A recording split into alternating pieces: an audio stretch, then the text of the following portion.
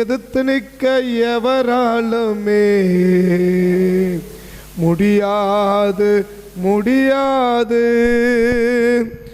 எதிர்த்து நிற்க எவராலுமே முடியாது முடியாது. எதிர்த்து நிற்க யாரால முடியாதுன்னா எப்பேற்பட்டவர்களாலையும் எதிர்த்து நிற்க முடியாது. என்ன சொன்னால் இயற்கை கூட எதிர்த்து நிற்க முடியாது. இயற்கை கூட என்ன செய்ய முடியாதுன்னா எதிர்த்து நிற்பதற்கு கூடாது. இயற்கை கூட எதிர்த்து நிற்பதற்கு முடியாது. இயற்கை கூட எதிர்த்து நிற்க முடியாது. இயற்கை கூட எதிர்த்து நிற்க முடியாத அளவுக்கு கர்த்தர் நம்மளை பாதுகாக்கணும் அப்படின்னா இயற்கை கூட எதிர்த்து நிற்க முடியாத அளவுக்கு கர்த்தர் நம்ம பாதுகாக்கணும்னா தேவன் நம்ம கூட இருக்கணும். தேவன் நம்ம கூட இருக்கணும். அதான் யோசுவாவுக்கு ஆண்டவர் சொன்னார். யோசுவாவுக்கு ஆண்டவர் யோசுவா 1:5 தான் யோசுவாவுக்கு ஆண்டவர் சொன்னார், நீ உயிரோடு இருக்கும் நாளெல்லாம் ஒருவனும் உனக்கு முன்பாக எதிர்த்து நிற்பது இல்லைனா. நீ உயிரோடு இருக்கிற நாள் வரைக்கும் யாரும்ன்றதை விட எதுவும் உன்னை என்ன செய்ய முடியாது. யாரும் எதுவும் உன்னை எதிர்த்து நிற்க முடியாது. அதை எதை கூட சொல்லலாம் அப்படின்னா இயற்கை கூட என்ன செய்ய முடியாதுன்னா எதிர்த்து நிற்கிறதுக்கு அதால் முடியாது. இயற்கை கூட அதை எப்படி சொல்லலாம், உன்னால் எதிர்க்க முடியாததை கூட உனக்கு எதிர்த்து நிற்க முடியாது. உன்னால் எதிர்க்க முடியாதது கூட உன்னை எதிர்த்து நிற்க கூடாது. உன்னை எதிர்த்து நிற்க முடியாது. உன்னால் எது எதிர்த்து நிற்க முடியாதோ, எதை எதிர்த்து நிற்க கூடாதோ, எதற்கு நிற்க முடியாதோ அது கூட என்ன செய்யாதுன்னா உனக்கு முன்னாடி எதிர்த்து நிற்காது.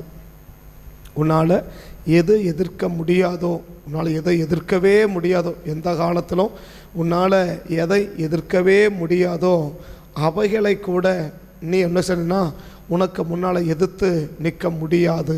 அதான் இன்றைக்கி காலையில் தேவன் நமக்கு சொல்கிறது. உன்னால் எதெல்லாம் எதிர்க்க முடியாதோ, உன்னெல்லாம் எதிர்த்து நிற்க முடியாதோ அவைகளெல்லாம் உனக்கு முன்பாக என்ன செய்ய முடியாதுன்னா எதிர்த்து நிற்க முடியாதுன்ற.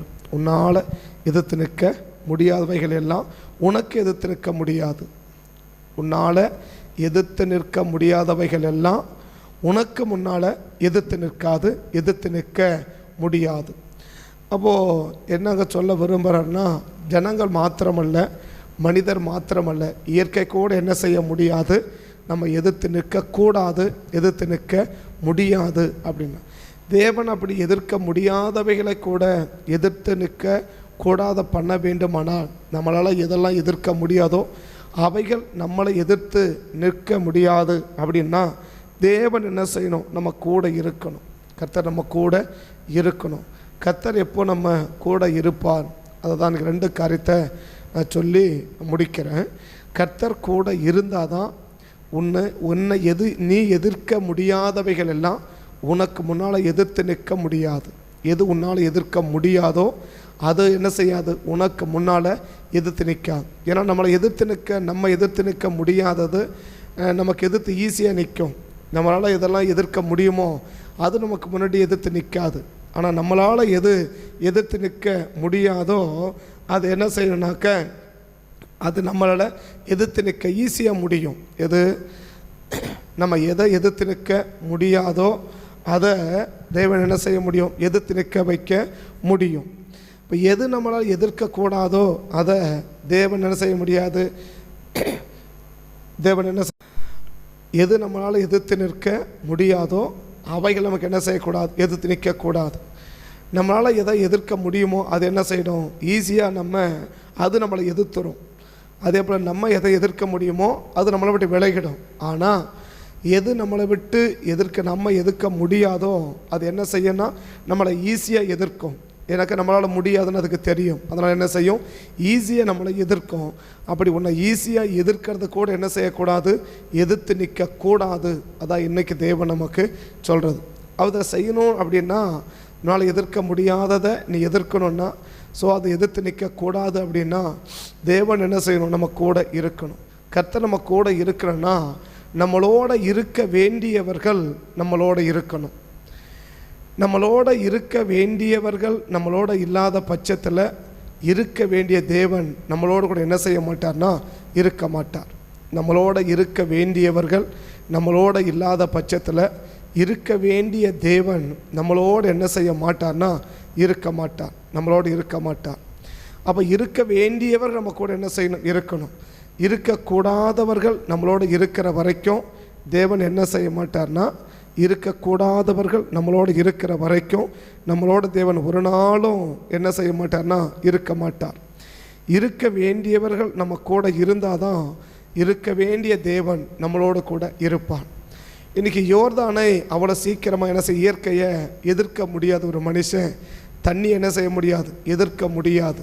ஒரு மனுஷனை எதிர்க்கலாம் ஈஸியாக, ஆனால் ஒரு தண்ணி என்ன செய்ய முடியாது, எதிர்க்க முடியாது. இன்னும் அறுப்பு காலத்தையே பிரவாகித்து வருகிற இதுதான் அறுவடை காலங்கள். இதுதான் இந்த சீசன் தான் அறுவடை சீசன். இந்த நாட்கள் எப்படி இருக்குது, எல்லாமே வறண்டு கிடக்கிற நேரங்கள், வறண்டு கிடக்கிற சூழ்நிலைகள், வறண்டு கிடக்கிற காலங்கள்.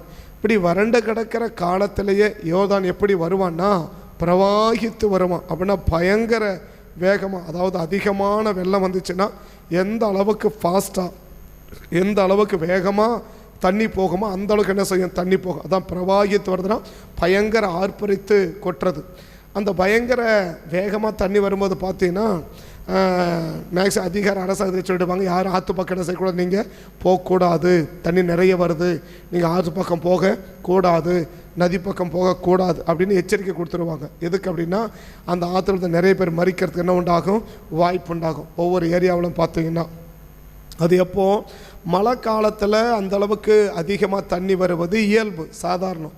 ஆனால் பைபிள் சொல்லுது அறுப்பு காலத்திலே யோர்தான் எப்படி வருமானா பிரவாகித்து வருமா. அறுப்பு காலத்திலேயே பிரவாகித்து வருமா. அறுப்பு காலத்தில் அவ்வளவு நிறைய தண்ணி பயங்கர வேகமாக என்ன செய்யும், தண்ணி வரும். அப்படி அறுப்பு காலத்திலே, அறுப்புனா இப்போ இந்த கோடை காலம் தான் அறுப்பு காலம், எல்லாம் அறுவடை செஞ்சு எல்லாம் முடிக்கிற காலம். இந்த காலத்திலேயே அவ்வளோ தண்ணி வரணும். இன்னும் அது சாதாரண சீசன்லாம் எப்படி அன்சீசன்லேயே அவ்வளோ தண்ணி வரும் அப்படி சொல்லலாம். இன்னும் அன்சீசன்லேயே அவ்வளோ தண்ணி வரும்னா சீசனுக்கு எவ்வளோ தண்ணி வரும், பயங்கரமாக இருக்கும். அப்போ அறுப்பு காலத்தில் பிரவாகித்து வரக்கூடிய அளவுக்கு யோர்தான் பெருசு. அதை என்ன செய்ய முடியாதுன்னா ஒரு மனுஷன் எதிர்க்கவே முடியாது. அதோடு என்ன செய்ய முடியாது, ஆற்றுல வர தண்ணியோடு யாரும் சண்டை போட முடியாது. ஆற்றுல விழுந்தானா சாவான தவிர அது என்ன செய்ய முடியாது, ஆற்றை யாரும் என்ன செய்ய ஒன்றும் பண்ண முடியாது, அந்த தண்ணியை ஒன்றுமே பண்ண முடியாது. ஆனால் தேவன் என்ன சொல்கிறார் யோசுவாவுக்கு, உன்னை எதிர்த்தவர்கள் உயிரோடு இருக்க முடியாது, உன்னை எதிர்க்கிறவங்க யாரும் இருக்க முடியாதுன்றார். நீ உயிரோடு இருக்க நாளெல்லாம் ஒருவனும் என்ன செய்ய முடியாது, எதிர்க்க முடியாது அப்படின்றார். அப்போ எதிர்க்க முடியாதுன்றது எதிர்க்க முடியறவனை மாத்திரம் சொல்லலை, உன்னால் யாரை எதிர்க்கவே முடியாதோ அவர்கள் கூட என்ன செய்ய முடியாது, எதிர்த்து நிற்க முடியாது. அதான் இன்னைக்கு சொல்கிறது. உன்னால் யாரை எதிர்க்கவே முடியாதோ, யாரை எதிர்க்க முடியாது, ஒரு நம்மளை போல மனுஷனை எதிர்க்கலாம், மனுஷனை முடிஞ்ச அளவுக்கு என்ன செய்யலாம், போராடலாம், எதிர்க்கலாம், ஏதாவது ஒன்று நம்ம செய்யலாம். ஆனால் இயற்கையோடு என்ன செய்ய முடியாதுன்னா ஒரு மனுஷன் போராடவே முடியாது, அதை ஜெயிக்கவும் முடியாது. இயற்கையோடு போராடி ஒரு மனுஷன் ஜெயிக்கவே முடியாது. எவ்வளோதான் சீசர்கள் கடலை அனுபவப்பட்டிருந்தாலும் ஒரு காற்று அடித்தோடனே என்ன செய்ய முடியல அவங்களால. ஐயோ ஆண்டவர் அப்படியா நான் காப்பாற்றுங்க சாமி, கத்திர காலில் பண்ண பண்ணிட்டாங்க, போய் விழுந்துட்டாங்க.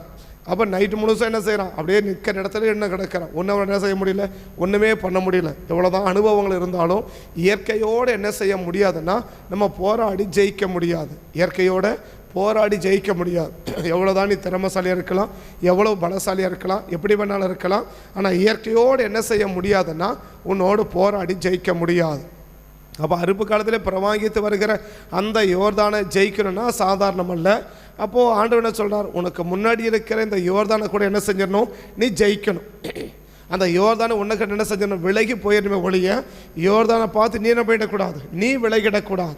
உனக்கு முன்னாடி இருக்கிற பிரச்சனைகளை பார்த்து, உன்னால் மேற்கொள்ள முடியாத பிரச்சனைகளை பார்த்து நீ என்ன செஞ்சிடக்கூடாது, பின்வாங்கிடக்கூடாது. நீ உன்னை பார்த்து தான் அது பின்வாங்கணுமே ஒழிய அதை பார்த்து நீ என்ன செஞ்சிடக்கூடாது, பின்வாங்கிடக்கூடாது. புரியுது நான் சொல்கிறது, நான் காலை வேளையில். ஸோ எதை பார்த்து எதை உன்னால் மேற்கொள்ள முடியாதோ அதை பார்த்து ஐயா இது நம்மளால் முடியாதுன்ட்டு நீ என்ன செய்யக்கூடாது, பின்வாங்கிடக்கூடாது, நீ தயடக்கூடாது. மாறாக உனக்கு முன்னாடி எது உன்னை மேற்கொள்ள முடியாத அளவுக்கு இருக்குதோ, உன்னால் எப்போவுமே எந்த காலத்திலுமே இதை மேற்கொள்ள முடியாது அப்படின்னு நம்ம எதை நினச்சிருக்கிறோமோ அவைகளையே நம்ம மேற்கொள்ளணும் என்பதுதான் தேவனுடைய விருப்பம். அதை கூட என்ன செய்ய முடியாது, அப்படி உன்னால் மேற்கொள்ள முடியாதது கூட உன்னை எதிர்த்து நின்று ஜெயிச்சிடக்கூடாது. நீ தான் அதை ஜெயிக்கணும் மொழிய, அது என்ன செய்யக்கூடாது, உன்னை ஜெயிச்சிடக்கூடாது என்பதில் கர்த்தர் கவனமாக இருக்கிறார். அப்போ யோர்தான் அறுப்பு காலத்தில் எப்படி வரும், பிரவாகித்து வரும், பயங்கர வேகமாக நிறைய தண்ணி பயங்கர வேகத்தில் வரும். அது என்ன செய்ய முடியாது, நீ ஒன்றும் பண்ண முடியாது. அப்படி இயற்கையே எதிர்க்க முடியாத இயற்கை கூட என்ன செஞ்சிடணும்னா உன்னை விட்டு விலகி போயிடணும். அது எப்போ அப்படின்னா நான் கூட இருக்கணும், அவன் கூட இருக்கணும். அப்போ இருக்க வேண்டியவர் நம்மளோட இருந்தால் தான் எதிர்க்க முடியாததை கூட என்ன செய்ய முடியும், நம்ம எதிர்த்து நிற்க முடியும். அதை எதிர்க்க முடியாத கூட என்ன செய்ய, நம்மளை விட்டு விலகி போகும். எப்போ இருக்க வேண்டியவர் நம்மளோடு கூட இருந்தால் தான். அப்போ இருக்க வேண்டியவர் எப்போ நம்ம கூட இருப்பார், ஒரு ஆபத்தில் ஆண்டவர் ஓடி வந்துடுவாரா? ஏன்னா சங்கீதக்காரன் சொல்லிட்டார், ஆபத்து காலத்தில் நோக்கி கூப்பிடு, நான் வந்து அவனை விடுதலை ஆக்குவேன் அப்படின்னு சொல்லிட்டாரு. அப்போ ஆபத்தில் கூப்பிட்டா ஓடி வந்துடுவாரான்னா அந்த வசனம் அது மட்டும் இல்லை, அதுக்கு மேலே இருக்கிற வசனத்தையும் வாசிச்சுட்டு தான் நம்ம இந்த வசனத்தை படிக்கணும். எனக்கு அதுக்கு மேலே இருக்கிற வசனம் தான் முக்கியமான வசனம். சரியா? உன் பொருத்தனைகளை நிறைவேற்றி ஆபத்து காலத்தை நோக்கி கூப்பிடு. அதான் அவனுடைய முழு வசனம். நீ தேவனுக்கு ஸ்தோத்திர பலியிட்டு உன்னதமானவருக்கு என்ன பண்ணணும், பொருத்தனையை செலுத்தி ஆபத்து காலத்தை நோக்கி கூப்பிடுன்றார். அப்போ ஏதோ ஆபத்து காலத்தை கூப்பிட டக்குன்னு கூப்பிட்டா ஓடி வந்துடுவார்னு அர்த்தம் இல்லை, அது நிறைய காரணம். இப்போ நம்ம அங்கே போக வேண்டாம். அப்போ என்ன விரும்புகிறார், ஆபத்து காலத்தை கொத்த வந்துடுவாரா அப்படின்னா கூட்ட வரமாட்டார். ஏன்னாக்கா அவர் கூட இருக்கணும். அவர் கூட இருக்கணும்னா நம்மளோட இருக்க வேண்டியவர்கள் நம்மளோட இருக்கணும். அதான் முக்கியம். இன்னைக்கு நம்ம கூட இருக்க வேண்டியவர்கள் நம்மளோட இல்லாத பட்சத்தில் இருக்க வேண்டிய தேவன் நம்மளோட இருக்க மாட்டார். இருக்க வேண்டிய ஆண்டவர் நம்மளோட கூட இல்லைன்னா எதிர்க்க முடியறத கூட உன்னால் என்ன செய்ய முடியாது, எதிர்க்க முடியாது. உன்னால் ஈஸியாக எதிர்க்க முடியும், அதான் ஈஸியாக ஜெயிக்க முடியும்னு சொல்கிறத கூட உன்னால் என்ன செய்ய முடியாது, ஜெயிக்க முடியாது. ஜெயிக்க முடியுன்றதே உன்னால் ஜெயிக்க முடியாதுன்னா ஜெயிக்க முடியாததுன்னு எப்படி ஜெயிக்க போகிற? ஜெயிக்க முடியறதையே என்ன செய்ய முடியல, என்னால் ஜெயிக்க முடியாது அப்படின்னா ஜெயிக்க முடியாதவனை எப்படி ஜெயிக்க போகிற? ஜெயிக்க முடியறதையே ஜெயிக்க முடியல. எப்போ கர்த்தர் கூட இல்லைன்னா ஜெயிக்க, ரெண்டையும் நான் சொல்ல மறுபறேன். அப்போ ஜெயிக்க முடியறதே அவனை என்ன செய்ய முடியாதுன்னா ஜெயிக்க முடியாது. எப்போ கர்த்தர் கூட இல்லைன்னா. ஆனால் கர்த்தர் கூட இருந்தால் உன்னால் ஜெயிக்க முடியவே எப்பவுமே முடியாது.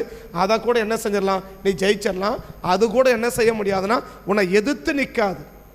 உன்னை எதிர்த்து என்ன செய்யாது, நிற்காது. உன்னை எதிர்த்தது நிற்காது. நான் இல்லை உனக்கு வழி விடமாட்டேன், முன்னேறி போக விடமாட்டேன், உனக்கு குறுக்க நிற்கிறேன்னு எது கூட உன்னால் எது எதிர்க்கவே முடியாதோ அது கூட என்ன செய்ய முடியாதுன்னா உனக்கு முன்னால் எதிரியாக நிற்காது, உனக்கு எதிர்ப்பாக நிற்காது, உனக்கு ஆபத்தாக நிற்காது, உனக்கு பாதிப்பாக நிற்காது. அது கூட என்ன செய்யாது, உன்னை விட்டு அது விலகமே ஒழிய உனக்கு எதிர்ப்பு என்ன செய்யாது, நிற்காது என்பது தான் இந்த காலையில் கர்த்தர் நமக்கு சொல்கிற வார்த்தை. அப்போ தேவன் என்ன செய்ய கூட இருக்கணும்னா இருக்க வேண்டியவர்கள் நம்மளோட கூட இருக்கணும். யோசுவா 3ஆம் அதிகாரத்துக்கு நீங்கள் வந்தீங்கன்னா, யோசுவா 3ஆம் அதிகாரத்துக்கு நீங்கள் வந்தீங்கன்னா 5 அங்கே இருக்கிற நிறைய காரியங்கள், இருக்க வேண்டியவர்கள் நம்மளோட கூட இருந்தால் தான் இருக்க வேண்டியவர் நம்மளோட கூட இருப்பார் என்பதையும், இருக்கக்கூடாதவர்கள் நம்மளோட இருப்பார்களானால் இருக்க வேண்டியவர் நம்மளோட கூட இருக்க மாட்டார் என்று 2 காரியத்தையும் விளக்கிற முடிக்கிறேன். முதல்ல அந்த யோசுவா 3ஆம் அதிகாரம் முதல் வசனத்தை வாசிக்கலாம்.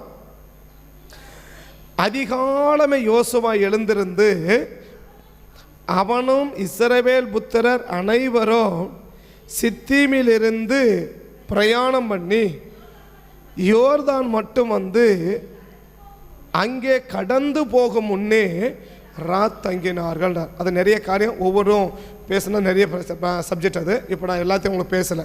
அதில் கிட்டத்தட்ட ஒரு 5-6 காரியம் இருக்குது. அதை எல்லாம் பேசலை. அவங்க சொல்கிறாரு, அதிகாலமே யோசுவா எழுந்திருந்த பின்பு அவனும் இஸ்ரவேல் புத்திரர் அனைவரும் அப்படின்னார். இஸ்ரவேல் புத்திரர் அனைவரும். அப்போ அந்த யோசுவா கூட யார் இருக்கிறார்கள் என்றால் இருக்க வேண்டியவங்க இருக்கிறாங்க. அவங்களாம் யார்? இஸ்ரவேல் புத்திரர்னு சொல்கிறார். இஸ்ரவேல் புத்திரர் அப்படின்னு சொல்கிறார். ஆனால் யாத்திராகமத்தில் நீங்கள் பார்த்தீங்கன்னா, யாத்திராகமத்தில் பார்த்தீங்கன்னா இல்லை என்னாகமத்தில் நீங்கள் 11ஆம் அதிகாரத்துக்கு நீங்கள் பார்த்தீங்கன்னாலும், என்னாகமம் 11ஆம் அதிகாரத்தில் நீங்கள் பார்த்தீங்கன்னாலும், என்னாகமம் 11ஆம் அதிகாரம் 2, 3, 4 வாசிச்சிங்கன்னா அப்பொழுது ஜனங்கள் மோசேயை நோக்கி கூப்பிட்டார்கள். மோசே கர்த்தரை நோக்கி விண்ணப்பம் பண்ணினான். அவிழ்ந்து போயிற்று. எரிந்ததினால் விடத்திற்கு தபேரா என்று பெயரிட்டார்கள். பின்பு அவர்களுக்குள்ளே இருந்த பல ஜாதியான ஜனங்கள் இல்லையா, யாத்திராமத்தில் கூட சொல்கிறாங்க இல்லையா, யாத்திராகமத்தில் கூட சொல்கிறாங்க இல்லையா. அப்போ இஸ்ரவேல் புத்திரனோடு கூட பல ஜாதியான ஜனங்கள் என்ன செய்கிறாங்க, புறப்பட்டு வந்தார்கள் என்று. பல ஜாதியான ஜனங்கள் கூட என்ன செய்கிறாங்க, புறப்பட்டு வந்தார்கள் என்று. எகிப்திலிருந்து புறப்படும் போது பல ஜாதியான ஜனங்கள் என்ன செய்கிறாங்க, வந்தாங்கன்னு சொல்லி யாத்திராகம் 11 யாத்திராகம் 11 பாரு. யாத்திராகம் 11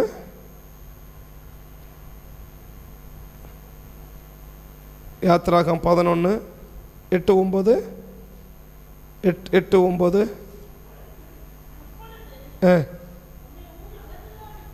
அவர்களோடு கூட அந்த வசம் முழுசா வாசி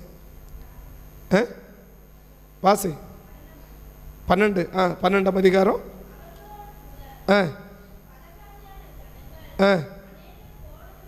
அநேகர் போனதும் அன்றி மிகுதியான ஆடு மாடுகளும் மிருக ஜீவன்களை செஞ்சு போயிட்டு அவர்களோடு கூட பல ஜாதியான ஜனங்களை செய்கிறாங்க போகிறாங்க. அப்போது இஸ்ரவேல் புத்தர் மாத்திரம் என்ன செய்யலை, அவங்க இல்லை. ஆனால் யோசுவாவுக்கு சொல்லும்போது சொல்கிறார், என்ன சொல்கிறாரு, யோசுவாவும் இஸ்ரவேல் புத்திரர் அனைவரும். பார்த்துட்டு கவனிச்சுக்கோங்க. என்னாகமத்தில் சொல்கிறாரு, பல ஜாதியான ஜனங்கள் எங்கே இருக்கிறாங்க, இஸ்ரவேல் புத்திரருக்குள்ள இருக்கிறாங்க இல்லையா, பல ஜாதியான ஜனங்கள். யாத்திராமத்தில் சொல்கிறாரு, பல ஜாதியான ஜனங்கள் என்ன செய்கிறாங்க, அவரோடு கூட புறப்பட்டு எகிப்திலிருந்து புறப்பட்டு வந்தாங்கன்னுட்டு. அப்போது தேவ ஜனங்களைப் போல இருக்கிறவர்கள் கூட இருக்கக்கூடாது, தேவ ஜனங்களாக இருக்கிறவர்கள் கூட இருக்கணும். இப்போ இஸ்ரவேல் புத்திரரோடு கூட பல ஜாதியில் ஜனம் வந்தோடனே மொத்த பேருமே என்ன பேர் தான், இஸ்ரவேல் ஜனங்களோட. இப்போ சபைக்கு வரோம்னு வச்சுக்கோங்களேன். இப்போ சபையில் உண்மையிலே தேவனுடைய பிள்ளைகளும் இருக்கிறாங்க, தேவனுடைய பிள்ளைகளை போல இருக்கிறவங்களும் இருக்கிறாங்க. நான் பின்னாடி சொல்கிறேன், அது விளங்கிக்கும், நல்லா விளங்கிக்கும். இப்போ தேவனுடைய பிள்ளைகளும் இருக்கிறாங்க, தேவனுடைய பிள்ளைகள் போல இருக்கிறவங்களும் இருக்கிறாங்க. மற்ற பேருக்கு என்ன பேர் தான், சர்ச்சுக்கு போகிறாங்க, சர்ச்சில் இருக்கிறாங்க, அவங்க சர்ச்சு அதானே இது. இப்போ இஸ்ரவேல் புத்திரர் கூட யாரெல்லாம் இருக்கிறாங்க, இஸ்ரவேலர் மாத்திரமல்ல பல ஜாதியான ஜனங்களும் இருக்கிறாங்க. அவங்களுக்கு என்ன பேர் தான், பொதுவாக வெளியில் இருக்கிறவங்களுக்கு என்ன பேர் தான், புரிதானே அதை சொல்கிறது. இப்போ இஸ்ரவேல் புத்திரர் எகிப்தை விட்டு வெளியில் வரும்போது இஸ்ரவேலர் மாத்திரம் வந்தாங்களா, மற்றவங்களும் வந்தாங்களா, மற்றவங்களும் வந்தாங்க. இப்போ மற்றவங்களும் வர்றதுனால ஜனங்கள் மற்றவங்க சொல்லும்போது, வேறு யாராவது சொல்லும்போது இஸ்ரவேல் புத்திரர் வேறு ஜனங்க அப்படி சொன்னாங்களா, மொத்தமாக இஸ்ரவேல் புத்திரர் மட்டும் தான் சொன்னாங்களா, மொத்தமாக இஸ்ரவேல் தான் சொன்னாங்களே தவிர யாரும் என்ன செய்யலை, பிரித்து யாரும் இவங்க ரட்சிக்கப்படாதவங்க இவங்க அப்படி யாரும் என்ன செய்யலை, பேசலை. அப்போது தேவ ஜனங்களை போல இருக்கிறவர்கள் அல்ல, யோசுவா கூட இருக்கிறவங்க யாருன்னா இஸ்ரவேல் புத்திரர். யோசுவா கூட இருக்கிறது யாரு, தேவனுடைய ஜனங்களை போல மோசே கூட இருந்தவங்களாம் யாரு, மோசே கூட இருந்தவங்களாம் யாரு, இஸ்ரவேலனும் இருந்தான், இஸ்ரவேலனை கூட இஸ்ரவேலனை போல இருக்கிறவனும் இருந்தான் இல்லையா. மோசே கூட இருந்தவங்களாம் யாருன்னா இஸ்ரவேலனும் இருந்தான், இஸ்ரவேலனை போல இருக்கிறவனும் இருந்தான் இல்லையா. ஆனால் யோசுவா கூட வரும்போது அங்கே வடி ஃபில்டர் பண்ணுறார். என்ன ஃபில்டர் பண்ணுறாரு, இஸ்ரவேல் புத்திரர் அனைவரும். வழங்குத சொல்கிறது. இப்போ இருக்க வேண்டியவர்கள் நம்மளோட இருந்தாதான் இருக்க வேண்டியவர் நம்ம கூட இருப்பார். இருக்க வேண்டியவர் நம்மளோட கூட இல்லைன்னா, இருக்க வேண்டியவர்கள் நம்மளோட இல்லைன்னா இருக்க வேண்டியவர் நம்மளோட இருக்க மாட்டார். நான் ரெண்டு விளக்குறேன். அப்போ முதல்ல அங்கே பார்க்குறோம். அப்போ இருக்க வேண்டிய தேவன் நம்மளோட இருக்கணும்னா தேவன் தனியாக இருந்துட மாட்டார். தேவனுக்கு ஆண்டவர் என் கூட இருக்கிறார், ஆண்டவர் என் கூட இருக்கிறார். ஆண்டவர் உங்க கூட இருக்கிறதுக்கு அடையாளம் என்ன தெரியுமா, இருக்க வேண்டியவர் உங்க கூட இருக்கிறது தான். உன்னோட ஆண்டவர் இருப்பதற்கான சிறந்த எவிடன்ஸ், சிறந்த அடையாளம் என் கூட கர்த்தர் இருக்கிறார்னு இன்னைக்கு யார் நம்ம சொல்கிறோமோ அவங்க நீ கவனிக்க வேண்டியது. என்ன கவனிக்கணும், இன்னைக்கு கர்த்தர் என் கூட இருக்கிறார் அப்படி சொல்கிறோம் இல்லையா. கர்த்தர் என் கூட இருக்கிறாருன்றோம், கர்த்தர் என் கூட பேசுறாருன்றோம், கர்த்தரை உணர்த்துறாருன்றோம், என்னென்னமோ நம்ம சொல்கிறோம் இல்லையா. ஓகே, நல்லது, இதெல்லாமே அது நல்லது. ஆனால் இருக்க வேண்டியவர் தேவன் நம்ம கூட இருக்கிறதுக்கு அடையாளமே என்ன அப்படின்னா, இருக்க வேண்டியவர்கள் நம்ம கூட இருக்கணும். இருக்க வேண்டியவர்கள் நம்மளோட இல்லைன்னா இருக்க வேண்டிய தேவன் நம்ம கூட இருக்க மாட்டார் என்பதை இன்னைக்கு நம்ம விளங்கிக்கணும். அப்போ இருக்க வேண்டியவர் நம்மளோட இருந்தாதான் உன்னால் எதிர்க்கவே முடியாததை கூட என்ன செய்ய முடியாது, உன்னை எதிர்த்து நிற்க முடியாது. உன்னால் எதிர்த்து கொஞ்சம் நல்லா ஷார்ப்பாக புரிஞ்சுக்கோங்க. அது அப்படி தான் சொல்ல முடியாது, அது வேறு விதமாக சொன்னால் அது நல்லா இருக்காது. அதனால தான் அப்படி சொல்கிறேன் நான். உன்னால் எதிர்க்கவே முடியாதது கூட உன்னை எதிர்த்து நிற்கக்கூடாதுன்னா, உன்னால் எதிர்த்து நிற்கவே முடியாதது கூட உன்னை எதிர்த்து நிற்கக்கூடாதுன்னா இருக்க வேண்டியவர் உன்னோடு இருக்கணும். இன்றைக்கி நம்ம ஈஸியாக எதிர்க்க வேண்டியவும் முடியும், எதிர்க்க முடியாததும் இருக்குது, எதிர்க்கக்கூடியதும் இருக்குது இல்லையா? எதிர்க்க முடியறதும் இருக்குது, எதிர்க்க முடியாததும் இருக்குது இல்லையா? இப்போ யோசபாத்தை வந்துட்டு அகசியா கூப்பிட்டார், நம்ம என்ன செய்யணும், மோவாப் பண்ணி யுத்தத்தை போனால் வாப்பா, உடனே வா போனா அப்படி போயின்னு வந்துட்டார் இல்லையா? மோவாப் பண்ணி யுத்தத்தை போன வாப்பானவன் என்ன செஞ்சுட்டார், உடனே வாங்க போகலாம் அப்படின்னு நேரம் கிளம்பி போயின்னு வந்துட்டார்ல. இப்போ அதே யோசுவா கிட்ட அவங்க தங்கி நிற்கும் போது 3 தேசத்து வந்தாங்க. அம்மோனியர் வந்தான், கிழக்கத்து புத்தர் வந்தாங்கல்ல. 3 பேர் வந்த உடனே என்ன செஞ்சா, வா போகலாம் யுத்தத்துக்கு அப்படியே சொன்னா. உடனே இப்போ சட்டைக்கு உட்காந்து என்ன செய்யறாரு, ஐயோ ஆண்டவர் என்ன செய்ய முடியாது, இந்த ஏராளமான கூட்டத்தை மாதிரி நிற்கனால முடியாது, எனக்கு பலன் இல்லை, எனக்கு உதவி செய்யுங்க அப்படி கேட்டார்ல. இப்போ ஒரு இடத்துக்கு வரும்போது என்ன செய்யறாரு, இது ஈஸியாக ஒன்றும் பிரச்சனை வாப்பா போலான்னு சொல்லிட்டு போயிட்டே இருக்கிறார். ஆனால் ஒரு இடத்துக்கு வந்து என்ன செய்யறாரு, இது நம்மளால முடியாது. அப்போ நம்ம எதிர்க்க முடியறதும் இருக்குது, நம்மளை எதிர்க்க முடியாததும் இருக்குது. இப்போ நம்மளால் எதிர்க்க முடியறது நம்மளோட ஈஸியாக அதே போயிடும். எப்போ அது என்ன செய்ய முடியாது, அவனோட எதிர்க்க முடியாது போடாட்டு போயிடும் இல்லையா? ஆனால் நம்மளால் எதை எதிர்க்க முடியாதோ அதை மட்டும் நம்மளை பார்த்து எப்படி வரும், விளங்குது எனக்கு புரியல. நான் எனக்கு உங்களுக்கு விளங்க மாதிரி எனக்கு தெரியல. சரி, இப்படி சொன்ன ஒன்றும் விளங்கிக்க இல்லையா? இப்போ ஊரில் இருக்கிறாங்கல்ல, நம்மளை பார்த்து எப்பா அவங்களோட யார் நம்மளோட மல்லு கொடுக்க முடியாது அப்படி போகிறவங்க இருக்கிறான் இல்லையா? இவனை என்ன செய்ய முடியாது, இவன் நம்மளால் மல்லு கொடுக்கவே முடியாது, அவன் கட்டியா ஐயோ வாயை கொடுத்து மாட்டிக்காத அம்மையா வம்பு அப்படி போயிடுவாங்க இல்லையா? ஆனால் சில பேர் வீடியோ சண்டைக்கு வருவான்ல, வீடியேறி சண்டைக்கு வரவனுங்கிறான், பார்த்த உடனே நீயே சண்டைக்கு இழுத்தா கூட நான் வரமாட்டேன் சாமி கையெடுத்து கும்பிட்டு போகிறவன் இருக்கிறானா? எதை வச்சு ஒரு கூட்டத்தை நம்மளால் என்ன செய்ய முடியும், எதிர்க்க முடியும், அவனுக்களை தள்ளிட முடியும் இல்லையா? ஆனால் ஒரு கூட்டத்தை நம்மளால் என்ன செய்ய முடியாது, நம்மளால் யாரை எதிர்க்க முடியாதோ அவன் வீடியேறி சண்டைக்கு வருவான் இல்லையா? ஆனால் நம்ம கிட்ட யார் எதிர்க்க முடியும், அவன் என்ன பண்ணுவான், நம்மளை பார்த்த உடனே பாட சைலண்டாக விலகி போயிடுவான்ல. நீ அடிக்கிறது பண்ண அடிக்கிறது கூட அடிச்சுட்டு போப்பான் கூட சண்டைக்கு வரலப்பா அப்படி சொல்லுவான்ல. அப்படி சொல்லும் எதை வச்சு சொல்கிறாங்க, நம்மளால் எதிர்க்க முடியறதும் இருக்குது, நம்மளை எதிர்க்க முடியாததும் இருக்குது. அப்போ இங்கே தேவனுக்கு என்ன சொல்கிறாருன்னா, உன்னால் எதிர்க்க முடியறத நான் உன்னை ஜெயிக்க வைக்கல, அது உன்னாலே முடியும். மாறா என்ன, உன்னால் எதிர்க்கவே முடியாத ஒன்று இருக்கு பாரு, உன்னால் எந்த காலத்தில் என்ன செய்ய முடியாது, எதிர்க்கவே முடியாத ஒன்று இருக்கு பார்த்தியா, அதை கூட என்ன செய்யக்கூடாது, உனக்கு மட்டும் எதிர்த்து நிற்கக்கூடாது. உன்னால் எதிர்த்து நிற்க முடியாது, உன்னால் எதிர்க்க முடியாது அவங்க கூட என்ன செய்ய முடியாது, உன்னை எதிர்க்கக்கூடாது. உன்னை எதிர்க்க முடியாத அளவுக்கு என்ன செய்வேன், நான் மாற்றுவேன். அதான் இன்னைக்கு தெய்வம் நமக்கு சொல்கிறது. அப்போ இதை நான் செய்யணும்னு சொன்ன வச்சுக்கோங்க, இப்போ மனுஷனை யுத்தம் பண்ணலாம், இயற்கையோடு என்ன செய்ய முடியாது, நீ யுத்தம் பண்ண முடியாது. யாராவது ஆற்றுல பயங்கரமாக தண்ணி போகும்போது அந்த ஆற்றை எதிர்த்து நான் தண்ணியை நிறுத்துறேன் அப்படி யாரும் இருக்கிறான்னு கேட்டா, விழுந்து செத்து அடையாளம் தெரியாது போனவனாக இருக்கிறான் இல்லையா? விழுந்து செத்து அடையாளம் தெரியாத போனவனாக இருக்கிறான் இல்லையா? இடையில் நம்ம சென்னையில் ஒரு பெரிய அவர் இல்லையா, மேயரை கொடுத்தார் இல்லையா, என்ன ஒரு அவங்களுடைய பையன் போய் வெளியில் விழுந்தாங்க, சைதை துரைசாமி இல்லையா? அவங்க பையன் எவ்வளோ பெரிய ஆள், என்ன அகாடமி, எவ்வளோ காசு, எவ்வளோ பணம் இல்லையா? எங்கள் அப்பா பயங்கர மேயர் அப்படின்னு போய் தான் குளித்தான் இல்லையா, குளிக்க தான் போனான் இல்லையா? என்ன ஆகிட்டான், எங்கே போய் சிக்கனானே தெரியல இல்லையா? அப்போ என்ன செய்ய முடியாதுன்னா, சிலதை எதிர்க்கவே உன்னால் முடியாது. அப்படி எதிர்க்கவே முடியாததை கூட நீ என்ன செய்யணும், எதிர்க்கணும். அது உன்னை எதிர்த்துடக்கூடாது, நீ என்ன செஞ்சிடணும், எதிர்த்துடணும். புரியுதா சொல்கிறது? உன்னால் என்ன சிலதை அப்படி தான் சொல்ல முடியும், அது அப்படி வேறு மாதிரி போனால் அது அது அது வித்தியாசமாயிடும். அதை நான் சொல்கிறேன், உன்னால் எதை எதிர்க்கவே முடியாதோ அது கூட என்ன செஞ்சிடக்கூடாதுன்னா, உன்னை எதிர்த்து நின்றுடக்கூடாது. நம்ம இயற்கையோடு எப்பவுமே எதிர்க்க முடியாது, யாரும் எதிர்க்க முடியாது. நான் சொல்ல புயல் வருதுன்னா நாங்கள் அவன் முன்னேற்ற ஓடி ஒளியை தான் பார்ப்பானே தவிர என்ன செய்ய முடியாது, நான் எதிர்த்து நிற்கிறேன் அது எப்படி அடக்கிறன காத்தா அப்படின்னு யாரும் பண்ண முடியாது இல்லையா?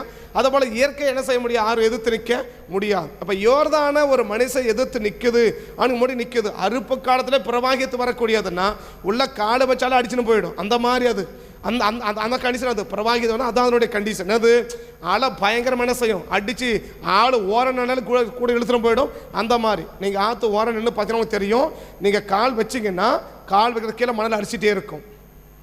கால் வைக்காத வரைக்கும் மணல் அரிக்காது. நீங்கள் கால் வச்சிங்கன்னா அந்த காலுக்கு கீழே மணல் ஆகிட்டோம், அந்த மணல் அரிச்சினே இருக்கும். அரிச்சோன்னா ஒரு காலை கீழே தள்ளிடும். இது தண்ணியினுடைய தன்னுடைய நேச்சர், இது பழக்கம். அது நீங்கள் தண்ணி ஓரத்தில் மணல் இருந்துச்சுன்னா நீங்கள் தண்ணி ஓரத்தில் தண்ணி போகிற இடத்துல நின்று பார்த்தீங்கன்னா இது உங்களுக்கு தெரியும். தேங்கி நிற்கிற இடத்துல தெரியாது. தண்ணி வேகமாக போகிற இடத்துல நீங்கள் பக்கம் கால் வச்சு தண்ணி நின்னீங்கன்னா காலுக்கு கீழே மணலை அரிச்சிட்டே இருக்கும். அது அரிச்சா அந்த காலை டோட்டல் அந்த மணல் ஃபுல்லாக அரித்த பிறகு தான் விடும். அந்த கால் என்ன செஞ்சணும், கீழே விழுந்துடணும். திரும்ப கீழே கதை அரிக்கும், திருப்பி கீழே கதை இப்படி அடிச்சுட்டே இருக்கும். அதனால என்ன செய்வாங்க, ஓரம் போகாத. ஏன் ஆற்று ஓரம் போகாதுன்றாங்கன்னா அதுதான் காரணம். என்ன காரணம், கால் வச்சா அந்த காலுக்கு ஏற மணல் என்ன ஆகிட்டே இருக்கும், அந்த தண்ணி அரித்து மணலை எடுத்துரும், உன்னை கீழே தள்ளிடும். அந்த மாதிரி பண்ணோம். அதனால் என்ன செய்யாத, கிட்ட போகாதுன்னுவார். இப்போ என்ன செய்யணும்னாக்கா யோர்தான் யாரும் எதிர்க்கவே முடியாது. அந்த எதிர்க்க முடியாத யோர்தானை இப்போ யார் எதிர்க்கணும், யோசுவா எதிர்க்கணும் இல்லையா? இதை எதிர்த்தா தான் நம்ம தாண்டி முன்னேறி போக முடியும். இந்த எதிர்க்கவே முடியாததை எதிர்த்து ஜெயிக்கணும்னு சொன்னால் நாமும் கூட இருக்கணுன்றார் ஆண்டவர். நாமும் கூட இருந்தாதான் எதிர்க்கவே முடியாத கூட என்ன செய்ய முடியும், நீ எதிர்க்க முடியும்ன்றார். அப்போ நாமும் கூட இருக்கணும்னு சொன்னால் ஏதோ நீ ஆபத்து, யோசுவா நீ நல்ல ஆளு ஆனால் வந்துடுறேன் அப்படி வரமாட்டேன். மாறகண்ணம், உன் கூட இருக்க வேண்டியவர்கள் உன் கூட இருக்கணும். உன் கூட இருக்க வேண்டியவர்கள் உன் கூட இருக்கணும். யார் கூட இருக்கணும் அப்படின்னா இஸ்ரவேல் புத்திரர் உன் கூட இருக்கணும்ன்றார். யார் இருக்கணும், இஸ்ரவேல் புத்திரர். மோசே கூட இருந்ததெல்லாம் யார், அதான் வளர்க்குறேன். மோசே கூட இருந்ததெல்லாம் யாரு, இஸ்ரவேலரும் இருந்தா, பல ஜாதிப்பட்ட ஜனங்களும் இருந்தாங்க இல்லையா? அங்கே தேவ ஜனங்களும் இருந்தாங்க, தேவ ஜனங்களை போல இருந்தவங்களும் இருந்தாங்க. அப்படி தேவ ஜனங்களை போல இருக்கணும். நான் பின்னாடி விளக்கிறேன், அது உன்னால விளங்கும். தேவ ஜனங்களை போல இருக்கிறவர்களும் கூட இருந்தாருன்னா கர்த்தர் கூட இருக்க மாட்டார். தேவ ஜனங்களை போல இருக்கிறவங்களும் இன்னைக்கு பார்மாலிட்டி ஜனங்க இருப்பாங்க இல்லையா? அதான் ரோமர் 12:2 வாசிக்கிறோம். ரோமர் 12:2 நீங்கள் இப்பிரபஞ்சத்திற்கு ஒத்த வேஷம் தெரியாமல், அதை சொன்னா அப்படிதான் சொல்லணும். என்ன சொல்லணும், நீங்கள் இப்பிரபஞ்சத்திற்கு ஒத்த வேஷம் தெரியாமல் தேவனுடைய நன்மையோ பிரியமோ பரிபூர்ணமான சித்தம் என்னதென்று பகுத்தறியத்தக்கதும் மனம் புதிதாகனாலே மறுரூபமாகுங்கள் என்றார் இல்லையா? அப்போ யார் முடியும், உலகத்துக்கு ஒத்த வேஷம் என்ன அர்த்தம், அவனை பார்த்தா எப்படி தான் தெரியும், தேவ ஜனங்களை போல தான் தெரியும். ஆனால் தேவ ஜனங்களுக்கும் அவர்களுக்கும் எந்த சம்பந்தமும் இருக்காது. யோசை கொடுத்ததெல்லாம் யாரு, இஸ்ரவேல் புத்திரர் இல்லையா? மோசை கொடுத்ததெல்லாம் யாரு, இஸ்ரவேல் புத்திரரும் இருந்தான், இஸ்ரவேல் புத்திரர் போல இருந்தவனும் இருந்தான். இஸ்ரவேல் கூட்டத்தில் சேர்ந்ததுனால இருக்கிறதுனால அவனுக்கு என்னதான் பேரு, இஸ்ரவேல் தான் பேரை தவிர ஒரு இடத்துல கூட அவனை யாரும் வேறு பிரித்து சொல்லவே இல்லை. யாரு, பல ஜாதியான ஜனங்களும் இஸ்ரவேல் புத்திரர் கூட இருக்கிறதுனால ஒரு கூட என்னது இவன் அவன் அப்படி யாரையும் சொல்லலை. அவனுக்கு என்ன பேர் தான், இஸ்ரவேல் தான் பேரு. ஆனால் பிரச்சனை யாரால தான், அவனால தான். என்னாகமத்தில் பிரச்சனை யாரால தான், எல்லாம் எனக்கு அது வேணும் இது வேணும் கேட்ட அழுதவனா யாரு, இப்போதான் அவன் தான் இவனுக்கு அடி. யாரால, மற்ற பல ஜாதியான ஜனங்களால தான் யாருக்கு பாதிப்பு, இஸ்ரவேலனுக்கு பாதிப்பு. 3 வசனம் அப்படி தான் சொல்லுது. அந்த என்னாக 11:3 எப்படி தான் சொல்லுது பாருங்க. என்னாக 11:3 எப்படி தான் சொல்லுது, என்னாக 11:3 தேவனுடைய பற்றி எறிந்ததுனாலே மோசே கர்த்தரை கூப்பிட்டார். கர்த்தர் கோபம் ஆயிட்டு அந்த அக்கினி அவிழ்ந்தது. அந்த இடத்துல தபேரான பேர் வச்சார். பல ஜாதியான அந்நிய ஜனங்கள். பிரச்சனை யாரால தான், இவனால தான். பிரச்சனையே யாரால, இஸ்ரவேல் யாரும் இருக்கா, எனக்கு அது வேணும் இது வேணும் அழல. நாங்கள் எகிப்தில் நாங்கள் கொம்மட்டிக்காய் சாப்பிட்டோம், நாங்கள் வெங்காயம் சாப்பிட்டோம், நாங்கள் வெள்ளை பூண்டு சாப்பிட்டோம், நாங்கள் அதை சாப்பிட்டோம், கீரைக்காய் சாப்பிட்டோம், அதை சொன்னாங்க. அவன்லாம் யாரு, நாங்கள் இஸ்ரவேலன் இல்லை. சொன்னவெல்லாம் யாரு, அந்நிய ஜனங்கள். அப்போ அவனுக்கு என்ன பேர் தான், அவனுக்கு இஸ்ரவேலன் தான் பேர். அப்படின்னா அதான் ரோமர் பவுல் சொன்ன என்ன சொன்னா, நீங்கள் பிரபஞ்சத்திற்கு ஒத்த வேஷம் தெரியாமல். அப்போ வேஷம் போடுற கூட்டமும் எங்கே இருக்கு, சபைக்குள்ள இருக்கு. அப்போ வேஷம் போடுற கூட்டத்தை நீ பக்கத்தில் வச்சுக்கிட்டேன்னா கர்த்தர் ஒரு நாளும் கூட இருக்க மாட்டார். அவன் வேஷக்காரனா நிஜஸ்தனா என்பதை என்ன செஞ்சிடணும், நீ அறிஞ்சிக்கணும். உன் கூட இருக்கிற நபர், உன்னோட கூட இருக்கிற நபர் நிஜஸ்தர்களா வேஷக்காரர்களா? வேஷக்காரனா நீ பக்கம் வச்சுக்கிட்டேன்னா உனக்கு அது ஆபத்து தான். கர்த்தர் கூட இருக்க மாட்டார். ஆனால் நிஜஸ்தனை கூட வச்சுனா உனக்கு என்ன கிடையாது, உனக்கு எந்த காலத்துலையுமே ஆபத்து கிடையாது, உனக்கு எந்த காலத்துலையுமே பாதிப்பு கிடையாது. இன்றைக்கி நிஜஸ்தரை போல தான் யாரும் இருக்கிறான். இப்போ நல்லதை பண்ண நான் சொன்ன ஒரு பொருள் ஒரிஜினல் வெளியில் வருதோ இல்லையா, பூரா அசமல் அதுக்கு முன்னாடி வந்து சேர்ந்துருது. ஒரிஜினல் பொருள் வருதோ இல்லையோ கைக்கு, ஆனால் எதுவும் சேர்ந்துருது, அசமல் ஏகமாக வந்து சேர்ந்துருது இல்லையா. அசமல் ஏகமாக வந்து ஒரிஜினல் டெலிவரி ஆகிறதுக்கு முன்னாடி அசமல் வந்து சேர்ந்துடுது. அப்போ எது ஜனங்க அதிகமாக ரீச் ஆகுது, அசம்பல் தான் ரீச் ஆகுதே தவிர ஒரிஜினல் ரீச் ஆகிறது இல்லை. இன்றைக்கி ஜனங்களை எதை தான் விரும்புகிறாங்க, அசம்பலை தான் விரும்புகிறாங்க. அதான் காசு கம்மியாக இருக்குது, காசு கம்மியாக இருக்குது, காசு கம்மியாக இருக்குது. இன்றைக்கி எவ்வளோ பேர் கம்பெனி செல் வாங்க விரும்புகிறவங்க இருக்கிறாங்க, எவ்வளோ பேர் லோக்கல் செல் வாங்குறவங்க இருக்கிறாங்க. அவங்களுக்கு தேவை என்ன, கம்மி ரேட்டில் கிடைக்குதா, ஓகே வாங்கிக்கலாம் அப்படின்னு நினைக்கிறோம் இல்லையா. ஆனால் ஒரு சில என்ன விரும்புகிறாங்க, கம்மி பொருள் வேண்டாம்ப்பா, என்ன பொருள் வேணும், கம்பெனி பொருள் வேணும் அப்படி கேட்குறாங்கல்ல. அப்போ ஒரிஜினலை பக்கம் வச்சுட்டா உனக்கு எப்பவுமே பிரச்சனை கிடையாது. ஆனால் வேஷத்தை நீ பக்கம் வச்சுக்கணும், இல்லை டூப்ளிகேட்டை நீ பக்கம் வச்சுக்கணும், அது என்றைக்குமே உனக்கு ஆபத்து தான். இன்றைக்கி உன் பக்கத்தில் இருக்கிறது டூப்ளிகேட்டாக ஒரிஜினல்ன்றதை நீ தான் முடிவு பண்ணிக்கணும். ஒரிஜினல் உன் பக்கத்தில் இருக்கா இல்லை டூப்ளிகேட் உன் பக்கத்தில் இருக்குதான்றத நீ டிசைட் பண்ணாத வரைக்கும் கர்த்தர் ஒரு நாளும் கூட இருக்க மாட்டார். ஏதோ அழகா சொல்றாரு, அதிகாலை எழுந்த உடனே இஸ்ரவேல் புத்திரர் அனைவரும். அப்ப அங்க யார் வரல, அந்நிய ஜனத்தார். அதை இஸ்ரவேல் புத்திரவனை போல இருக்கிறவன யார் கூட வச்சுக்கல, யோசுவா கூட வச்சுக்கல. அப்ப இருக்க வேண்டியவர்கள் நம்மளோட இருந்தாதான் இருக்க வேண்டியவர் நம்ம கூட இருப்பார். இருக்க வேண்டியவர் நம்மளோட இல்லாத பட்சத்தில் இருக்க வேண்டியவர் நம்ம கூட ஒரு நாள் இருக்க மாட்டார் என்பதற்கு நீங்க அடையாளம் புரிஞ்சுக்கோங்க. அப்ப நீங்க கர்த்தர் என் கூட இருக்கிறாருன்னா இருக்க வேண்டியவங்க கூட இருக்கிறாங்களா?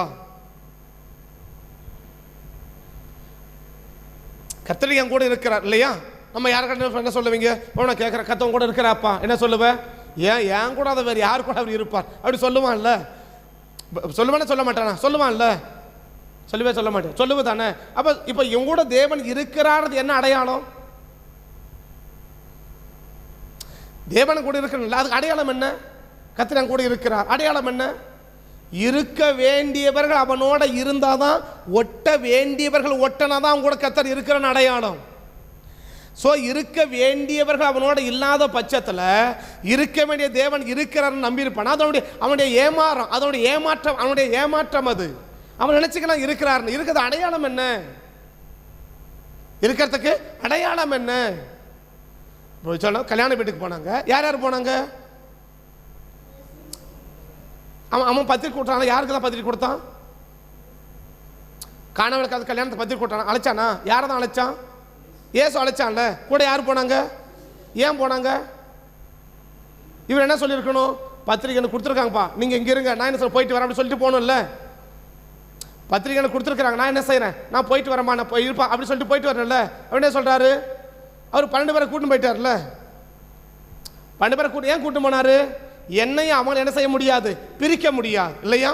யோவான் 12:36 என்ன, நான் எங்கே இருக்கிறேனோ அங்கே என் ஊழியக்காரன் இருப்பான், என்னை அவன் என்ன செய்ய முடியாது, பிரிக்கவே முடியாது, என்னையும் அவனையும் பிரிக்கவே முடியாது. அப்படின்னா தேவன் இண்டிவிஜுவலா எங்கேயுமே கிடையாது. தேவன் அத பக்தர் படி பாடுறான், இதோ மனுஷரின் மத்தியில் தேவாதி தேவன் வாசம் செய்கிறாரு. தேவன் தனியா வாசம் பண்ணல, எங்க வாசம் பண்றாரு, மனுஷர். எந்த மனுஷர் மத்தியில, தேவ மனிதர்களுக்கு மத்தியில தேவன் வாசம் பண்றார். தேவ ஜனங்களுக்கு மத்தியில் அவர் வாசம் பண்ணுவாரே ஒழிய அவர் ஏதோ ஒரு ஜனங்களோட வாசம் பண்ண விரும்புறதில்ல. அவர் ஏதோ ஜனங்களோட என்ன செய்யல, வாசம் பண்றதில்ல, வாசம் பண்ண விரும்புறதும் கிடையாது. இன்னைக்கு தேவன் என்னோட இருப்பதற்கு அடையாளமே இருக்க வேண்டியவர்கள் என்னோட இருக்கிறாங்களா. எப்படி இருக்கணும், இருக்க வேண்டிய இருக்கிறாங்க, எப்படி இருக்கலாம், இப்ப இருக்க வேண்டியவர்கள் இருக்கலாம், எப்படி கூட இருக்கலாம், வெறுப்போட இருக்கலாம், இருக்கலாமா. இப்ப 2 பேர் வந்து சொன்னாங்க, என்ன ஜெபிச்சாங்க, ஐயா அவங்க அம்மா ஜெபம் பண்ணாங்க, உங்க வலது பக்கத்துல ஒரு பையன், என் இடது பக்கத்துல ஒரு பையன் உங்க கூட இருக்கணுங்க அப்படின்னு சொன்னாங்களா. ஒரு அம்மா சொன்னாங்களா. மார்க் 10ஆம் அதிகாரத்துல 2 பேர் ஜெபம் பண்ணாங்க. என்ன ஜெபம் பண்ணாங்க, உங்க வலது பக்கத்துல எனக்கு 2 பசங்க, ஒருத்தன் எங்க இருக்கணும், உங்க வலது கையில் இருக்கணும், ஒருத்தன் எங்க இருக்கணும், உங்க இடது பக்கம் இருக்கணும். ஜெபம் பண்ணாங்களா. உடனே ஏசு கிடையாமா, நீ என்ன ஜெபிக்கிறே தெரியாத ஜெபிக்கிறே, இல்லை நாங்கள் தெரிஞ்சுதான் ஜெபிக்கிறோம், என்ன கஷ்டம் வந்தாலும் சரி நாங்கள் என்ன செய்கிறோம், நாங்கள் தாங்கிக்குவோம், நாங்கள் வருவோம் அப்படி சொன்னாங்கல்ல. மார்க் 10ஆம் அதிகாரம், மார்க் 10ஆம் அதிகாரம், உமது மகிமையிலே எத்தனை வசனம், 37. மார்க் 10:37.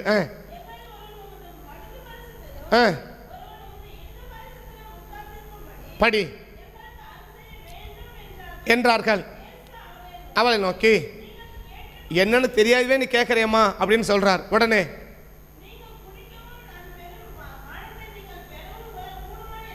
அம்மா சொல்ற, என்னால் முடியுங்க, என்ன கஷ்டமான பரவாயில்ல, நான் ஏற்றுக்கிறேன். உடனே சொல்றாரு, ஆனாலும் அது பிதா கையில் தாமா இருக்குது, என் கையில் என்ன செய்யல இல்லைன்னு சொல்லி முடிக்கிறாரா? இவருக்கு வரல. அடுத்த வசனம் பாருங்க. மற்ற 10 பேரும் அதை கேட்டு ஏன் இப்ப கூட இருக்க எப்படி கூட இருக்கலாம், அதான் சொல்ல வரேன். இப்ப இருக்க வேண்டியவர்கள் என்ன செய்யணும்? நம்ம கூட இருக்கணும் இல்லையா? இருக்க வேண்டியவர்கள் நம்மளோட இருந்தால் தான் இருக்க வேண்டியவர் நம்மளோட கூட இருப்பார் இல்லையா? இப்போ இருக்க வேண்டியவர்கள் எப்படி கூட இருக்கலாம். இப்போ இவங்க எப்படி இருக்கிறாங்க? 12 பேர் இருந்தாங்கல்ல, இந்த 10 பேரும் இந்த 2 பேரும் எப்படி இருக்கிறாங்க? எரிச்சலாக இருக்கிறாங்களா? புரியுதா சொல்றது? இப்போ அந்த 10 பேர் 12 பேர் 2 பேர் என்ன, யாக்கோபு சகோதரனுடைய கடைசியில் யாக்கோபு யோவானும் வந்து அவங்க அம்மா கேட்குறாங்க எப்படி இருக்கணும்னு. உடனே இயேசு சொல்லிட்டாரு, அப்படி இல்லைம்மா, அது தேவன் அருள் செஞ்சால் தான் முடியும், இது என் கையில் இல்லைன்னு சொல்லிட்டாரு. இப்போ இவர் முடிச்சுட்டாரு. அந்த 10 பேர் என்ன ஆகிட்டாங்க? மேலே டென்ஷன் ஆகிட்டாங்கல்ல. அந்த 10 பேரும் இவங்க மேலே இந்த 2 பேர் மேலே எப்படி ஆகிட்டாங்க? பயங்கர எரிச்சல் ஆகிட்டாங்கல்ல. இப்போ கூட இருக்க வேண்டியவர்கள் எப்படி கூட இருக்கலாம்? எனக்கு நீங்கள் வழங்கின மாதிரி எனக்கு தெரியலையே. இருக்க வேண்டியவர் இருந்தால் தான் இருக்க வேண்டியவர் கூட இருப்பார். அப்ப இருக்க வேண்டியவர்கள் எப்படி கூட இருக்கலாம்? இருக்க வேண்டியவர்கள் எப்படி கூட நம்மளோட என்ன செய்யலாம்? இருக்கலாம்னா நல்ல ஐக்கியத்திலும் இருக்கலாம், எரிச்சலோடையும் இருக்கலாம்ல. இன்னைக்கு இருக்க வேண்டியவர்கள் எரிச்சலோட இருக்கிறாங்களா, நல்ல ஃபார்மேட்ல இருக்கிறாங்களா? என் கூட இருக்க வேண்டியவர்கள் என் மேல மனஸ்தாபத்தில் இருக்கிறாங்களா, மன சங்கடத்தில் இருக்கிறாங்களா, மன வெறுப்பில் இருக்கிறாங்களா, மன கஷ்டத்தில் இருக்கிறாங்களா, நம்ம செய்யறத பார்த்து முக சுளிப்பில் இருக்கிறாங்களா, இல்லை என் கூட இருக்கிறதுல சந்தோஷமா இருக்கிறாங்களா? இருக்க வேண்டியவர்கள் என்னோட எப்படி இருக்கிறார்கள்? எப்படி கூட இருக்க முடியும்? எரிச்சலா கூட இருக்க முடியும்ல. இருக்கிறாங்கல்ல. இந்த 10 பேர் இந்த 2 பேர் எரிச்சலா இருந்தாங்கல்ல. அந்த 10 பேர்ல யார் அடங்குறாங்க? பிரதானமாக யாரு? யாக்கோப்பு, யோவான், பேதுரு இல்ல. இந்த 3 பேர் யாருமே என்ன ஆயிட்டாங்க? டென்ஷனா இருக்கிறாங்கல்ல, எரிச்சலா இருக்க. அந்த 2 பேரும் எரிச்சலா இருக்கிறாங்கல்ல. அப்படின்னா இருக்க வேண்டியவர்கள் கூட எப்படி இருக்க முடியும்? நம்ம கூட நம்ம செய்யற ஒரு செயல் என்ன இருக்கும்? எரிச்சலை உண்டாக்கும்ல. நம்ம செய்யற ஒரு செயல் நம்ம கூட இருக்க வேண்டியவர்களை எப்படி உண்டாக்கும்? எரிச்சல் உருவாக்கும்ல, டென்ஷன் உண்டாக்கும்ல. என்ன இப்படி போய் செய்யறாங்களே, இதை போய் செய்யறாங்களே, இப்படி பேசிட்டாங்களே, இப்படியெல்லாம் பேசுறாங்களே, இப்படியெல்லாம் நடந்துக்கிறாங்களே அப்படின்ற ஒரு மனஸ்தாங்கத்தை உண்டாக்கல. இன்னைக்கு மனஸ்தாபத்தோட நம்ம கூட இருக்கிறாங்களா, மன எரிச்சலோட நம்மளோட இருக்கிறாங்களா, சந்தோஷமா நம்மளோட இருக்கிறாங்களா? இருக்க வேண்டியவர்கள் எப்படி இருக்கணும்னா எரிச்சலோடையும் மனஸ்தாபத்தோடையும் கஷ்டத்தோடையும் நிர்பத்தோடையும் இல்லை. எப்படி இருக்கணும்? சந்தோஷமா நம்மளோட இருக்கணும். நம்ம கூட இருக்கிறதுக்கு அடையாளமே என்ன? இன்னைக்கு தேவன் கூட இருக்கிறனால உன் கூட இருக்க எப்படிதான் இருப்பாங்கன்னா மன ஐக்கியமா இருப்பாங்க. உன்னோட இருக்கிறதுல விருப்பத்தோடு இருப்பாங்க, வருத்தத்தோடு இருக்க மாட்டாங்க, விருப்பத்தோடு இருப்பாங்க. இன்னைக்கு நம்ம கூட இருக்கிறவர்கள் வருத்தத்தோடு இருக்கிறார்களா, விருப்பத்தோடு இருக்கிறார்களா? வருத்தத்தோடு இருக்கலாம். வருத்தம் வெளியே தெரியுமா? வருத்தத்தை உள்ள வச்சு எப்படி கூட இருக்கலாம்? விருப்பத்தை போல தான் தெரியலாம். உண்மையிலே விருப்பத்தோடு இருக்கிறாங்களா, வருத்தத்தோடு இருக்கிறாங்களா? என் கூட இருக்க வேண்டியவர்கள் வருத்தத்தோடு இருப்பார்களான எனக்கு அது ஆபத்தை தவிர ஆஸ்வாதம் கிடையாது. என் கூட இருக்கிறவர்கள் மேல் என்னவா இருக்கக்கூடாது? வருத்தத்தோடு இருக்கக்கூடாது, விருப்பத்தோடு என்னோட கூட இருக்கணும். அதுதான் எனக்கு பெரிய மேன்மை, அதான் எனக்கு பெரிய ஆசீர்வாதம். இப்போ யோசுவா கூட இருக்கிறாங்க ஜனங்க எல்லாரும் எப்படி இருக்கிறாங்க? சரி, இப்போ எலிசா கூட கேயாசி இருந்தாரா? இப்போ கேயாசி வருத்தத்தோடு இருந்தாரா, விருப்பத்தோடு இருந்தாரா? நாகமான் கூட வந்து காணிக்கை கொடுத்தாரு இல்லையா? நாகமான் கூட வந்து காணிக்கை கொடுத்தாரு. இப்போ எலிசா என்ன செய்யல? எனக்கு வேண்டாப்பான்னு சொல்லிட்டார்ல. இப்போ எலிசா கேயாசி கூட இருக்கிறான்ல, விருப்பத்தோடு எலிசா கூட இருப்பானா, வருத்தத்தோட கூட இருப்பானா? புரியுதா நான் சொல்றது? இப்போ எலிசா கூட கேயாசி இருக்கிறானா? எலிசா கூட கேஸ் இருக்கிறானா? இருக்கிறான். இப்போ நாகமான அற்புதம் ஆயிடுச்சு, நாகம குஷ்டரோகம் போயிடுச்சு, சுகமாயிடுச்சு. என்ன கொடுக்குறான்? நிறைய காணிக்கை வந்து கொடுத்தார்ல. எலிசா என்ன சொல்லிட்டாரு? தயவு செஞ்சு எனக்கு கொடுக்காத, நீ வேண்டாம், நீ எடுத்துட்டு போயிட்டு அப்படி சொல்லிட்டாரா? வேணா நான் கொடுக்க என்ன பண்ணு, நீ எடுத்துட்டு போ, நீ என்ன பண்ணாத, எனக்கு கொடுக்க வேண்டாம் அப்படி சொல்லிட்டாரா? இப்போ சொன்ன உடனே இப்போ கேயாசி எலிசா கூட இருக்கிறார். வருத்தத்தோடு இருக்கிறாரா, விருப்பத்தோடு இருக்கிறாரா? ஐயோ என்ன பண்ணிட்டாரு, வாங்காமல் இதை வாங்காமல் போயிட்டாரு, இது வாங்காமல் போயிட்டாரு, இது வாங்கி இதை பண்ணியிருக்கலாமே, அப்படி வருத்தோடு தான் இருந்தாங்க. சரி, இயேசுவோட 12 பேர் இருந்தாங்களா? ஒரு அம்மா நலதத்தை கொண்டு உடைச்சி ஊற்றுனாங்களா? விலையேற்பட்ட பரிமளத்தை எடுத்து உடைச்சி ஊற்றுனாங்களா? அந்த ஐயாவுடைய காலில் ஊற்றுனாங்களா? ஆண்டவருடைய காலில் ஊற்றுனாங்களா? 11 பேர் எப்படி இருந்தாங்க? அதை பற்றி ஒன்றுமே கண்டுக்கல. ஒருத்தர் என்ன ஆயிட்டான், அதை ஏன் உடைச்சி ஊற்றின, அது இப்படி விற்றுருக்க, 300 பணத்தை விற்றுருக்கலாமே, இவ்வளோ காசு வந்திருக்குமே, இது இப்படி கொடுத்துருக்கலாமே. கூட தான் இருக்கிறான். எப்படி இருக்கிறான்? வருத்தத்தோடு தானே இருக்கிறான். சொல்றது புரியுதா? நம்ம கூட இருக்கிறவங்கெல்லாம் விருப்பத்தோடு தான் இருக்கிறாங்கன்னு அர்த்தம் இல்லை. நல்லா விளங்கிக்கோங்க. நம்ம கூட இருக்கிறவர்கள் எல்லாரும் என் கூட விருப்பத்தோடு தான் இருக்கிறாங்கன்னு அர்த்தம் இல்லை. நிர்பந்தம், வேறு வழியில், சரி போ என்ன பண்ணுறது அப்படி போகிறாங்க இல்லையா, வருத்தத்தோட. இப்போ இயேசு கூட 12 பேர் இருந்தான், 11 பேர் ஒன்று வந்தான், ஒருத்தன் வருத்தமாயிட்டான்ல. 11 பேர் எப்படி இருந்தாங்க கண்டுக்கவே இல்லை. ஆனால் ஒருத்தன் ஆயிட்டான், வருத்தப்பட்டான்ல. கூடவே இருக்கிறான் கேயாசி, ஒரே ஒருத்தன் தான் இருக்கிறது. இவனா 11 பேர் 12 பேர். ஆனால் அங்கே யாரு? ஒரே ஒருத்தன் தானே. கூடவே இருந்தவன் எவ்வளோ அற்புதத்தை பார்த்தான், எவ்வளோ அதிசயத்தை பார்த்தான் இல்லையா? கண்ணுக்கு மட்டும் தானே இப்போ அற்புதம் நடந்துச்சு இல்லையா?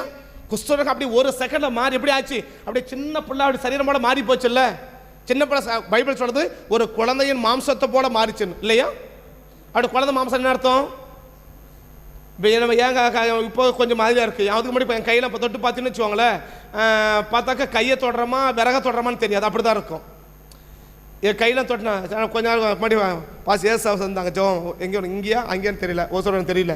ஜோமன்னு வச்சோடனே கம்மி கல்லாம் வலிக்குது கொஞ்சம். நான் சொல்ல காலை பிடிச்சி விட்டேன். அவர் என் கையை பிடிச்சிக்கினாரு, வேணாம் விட்டுடுன்ட்டாரு. ஏன் அப்படி என் கையை இப்படி பார்த்தார். நான் உங்களுக்கு அந்த ஆரம்பம் கையை பார்த்தார். கையை பார்த்த உடனே ஓ இதில் அடித்தா எப்படி விழும் பார்த்தியா அப்படின்னாரு. அதனால காலை அவருக்கு வலி, அவரை காலை பிடிச்சி விடுறேன். காலை பிடிச்சி விட்டா அவர் கையை இப்படி வேணாம், ஏன்னாக்கா அந்த வலியோட இந்த வலி என்ன இருக்கு,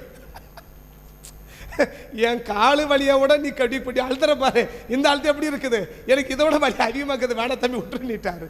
ஏன்னா சொல்ல வரேன்னா அவன் கை எப்படி மாறிச்சான், ஒரு சிறு பிள்ளையின் மாம்சத்தை போல மாறிச்சுன்னு சொல்றாரு. என்ன அர்த்தம் அப்படின்னா அவ்வளவு மெதுவா ஒரு தாயின் வயிற்றுல பிறந்த ஒரு குழந்தை எப்படி இருக்குமா அந்த அளவுக்கு அப்படியே டோட்டலா மாறிச்சுல்ல. எப்படி மாறிச்சு? இந்த அற்புதத்தை தான் நீ கையில பார்த்த, இந்த அற்புதத்தை பார்த்தவங்க கூட எப்படிதான் இருக்கிறான். புரியுதா நான் சொல்றது? கண்ணுக்கு முன்னாடி அற்புதம் நடக்குது, கண்ணுக்கு முன்னாடி அதிசயம் நடக்குது. உன் கண்ணுக்கு முன்னாடி அற்புதத்தை பார்த்த கேயாசி இப்ப எலிசா கூட எப்படி இருக்கிறான்? வருத்தமா இருக்கிறான்ல. அப்ப அற்புதத்தை பார்த்தா சந்தோஷமா இல்ல, அற்புதத்தை பார்த்ததுனால நல்லா கூட இல்லை. அப்படின்னா நம்ம கூட இருக்கிறவங்களால எப்படிதான் இருக்கிறாங்கன்னு அர்த்தம் இல்லை. சந்தோஷமா இருக்கிறாங்க, நிம்மதியா இருக்கிறாங்க, நம்ம கூட இருக்கிறதுக்கு விருப்பத்தோட இருக்கிறாங்கன்னு அப்படின்னு அர்த்தம் அல்ல. நம்ம கூட எப்படி கூட இருக்க வாய்ப்பு இருக்கும்? வருத்தத்தோட இருப்பதற்கு வாய்ப்பு இருக்கு, வெறுப்போட இருக்கவும் வாய்ப்பு இருக்கு, எரிச்சலோடு இருக்கவும் வாய்ப்பு இருக்கு. இயேசு அங்கதான் இருக்கிறாரு, அந்த 2 பேரும் அங்கதான் இருக்கிறாங்க, 10 பேர் அங்கதான் இருக்கிறான். ஆனா டென்ஷன் ஆயிட்டான்ல ஆண்டவரே, அங்க அவரே டென்ஷன் ஆகல, இவன் டென்ஷன் ஆயிட்டான்ல. உடனே அவர் சொல்றாரு உங்களுக்கு சண்டை போட்டுக்காதீங்கப்பா. உடனே சொன்னார்ல, உடனே என்ன சொல்றாரு, உங்களை என்ன பண்ணாதீங்க, சண்டை போட்டுக்காதீங்க, ஒரு சிறு பிள்ளையை போல இருங்க, யாரையும் கூட ஆள்றீங்களோ அவங்க சின்ன பிள்ளையை போல இருக்கணும், பணிவிடைக்காரனை போல இருக்கணும், இவ்வளவு விளக்கம் சொல்லிட்டார்ல. ஏன் சொல்றாரு? டென்ஷன் ஆகிறத பார்த்துட்டார்ல.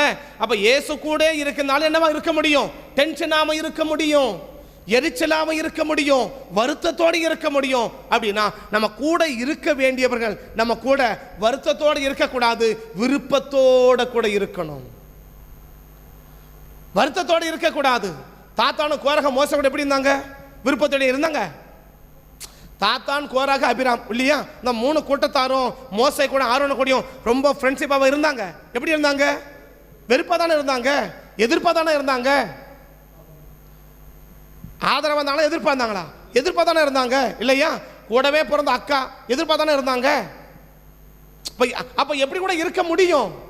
எதிர்பார்க்க முடியும், வருத்தமா இருக்க முடியும், வெறுப்பா இருக்க முடியும், விருப்பம் இல்லாமல் இருக்க முடியும், எப்படி வேணா இருக்க முடியும். ஆனா நம்ம கூட இருக்க வேண்டியவர்கள் எப்படி இருக்கணும் தெரியுமா? விருப்பத்தோடு இருக்கணும். இப்ப யோசேப்பு கூட இருக்கிறாங்க, எப்படி இருக்கிறாங்க ஜனங்க? வருத்தத்தோட இல்ல, விருப்பத்தோடு இருக்கிறாங்க. அதுக்கு என்ன அடையாளம்? 3ஆம் வசனம் பாருங்க. 3:3 யோசுவா 3:3 யோசுவா 3:3 2ஆம் வசனம் கூட 3ஆம் நாளில் சென்ற பின்பு அதிபதிகள் பாளையெங்கும் போய் ஜனங்களை நோக்கி. இப்போ இந்த பிரபுக்கள் போறாங்க, அந்த பாளையமாக சுத்தி போய் சொல்றாங்க. எப்படி போறாங்க? வருத்தத்தோட போறாங்களா, விருப்பத்தோட போறாங்களா? இயேசுவின் நாமத்தை கண்கள் திறக்கணும், காதுகள் திறக்கட்டும். இப்போ 2ஆம் வசனம் சொல்ல என்ன வாசிக்கிறோம்? 3 நாள் சென்ற பின்பு அதிபதிகள் பாளையம் எங்கும் உருவ போய் ஜனங்களுக்கு சொல்றாங்க. என்ன சொல்றாங்க?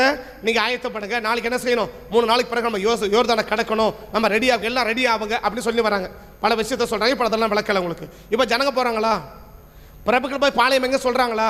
இப்போ போறானே இவன் விருப்பத்தோட போறானா, வருத்தத்தோட போறானா? இப்போ ஜனங்களுக்கு போய் சொல்றாங்க, நம்ம நாளைக்கு யோர்தானை என்ன செய்ய போறோம், கடக்க போறோம் அப்படின்னு சொல்ல போறானா?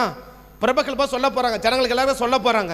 இப்போ மோசே கூட இருக்கிறாங்களே, இந்த கூட இருக்கிறவெல்லாம் விருப்பத்தோட போய் ஜனங்களுக்கு சொல்றாங்களா, வருத்தத்தோட ஜனங்களுக்கு சொல்றாங்களா?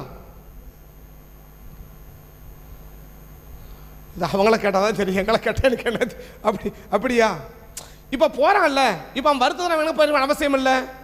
அவன் ஜனங்களுக்கு அறிவிக்கிறான்ல, இதெல்லாம் நீங்க செய்யணும், இப்படிலாம் பண்ணதை என்ன பண்ண முடியும், நம்ம யோர்தானை கடக்கிறேன்னு. அப்போ யோசேப்பு கூட இருக்கிறவனா யாரு? வருத்தத்தோட இல்ல, விருப்பத்தோட இருக்கிறவன். நம்ம கூட இருக்கணும். கூட இருக்கவன் யாரா இருக்கணும்? அவன் இஸ்ரவேலனா மாத்திரம் அல்ல, அவன் யார் எப்படி இருக்கணும்? அவன் இஸ்ரவேலனா இருக்கணும். ரெண்டாவது எப்படி இருக்கணும்? என் கூட இருக்கிறதுல நல்ல ஃபார்மட்ல இருக்கணும், நல்ல ஐக்கியத்தில் இருக்கணும்.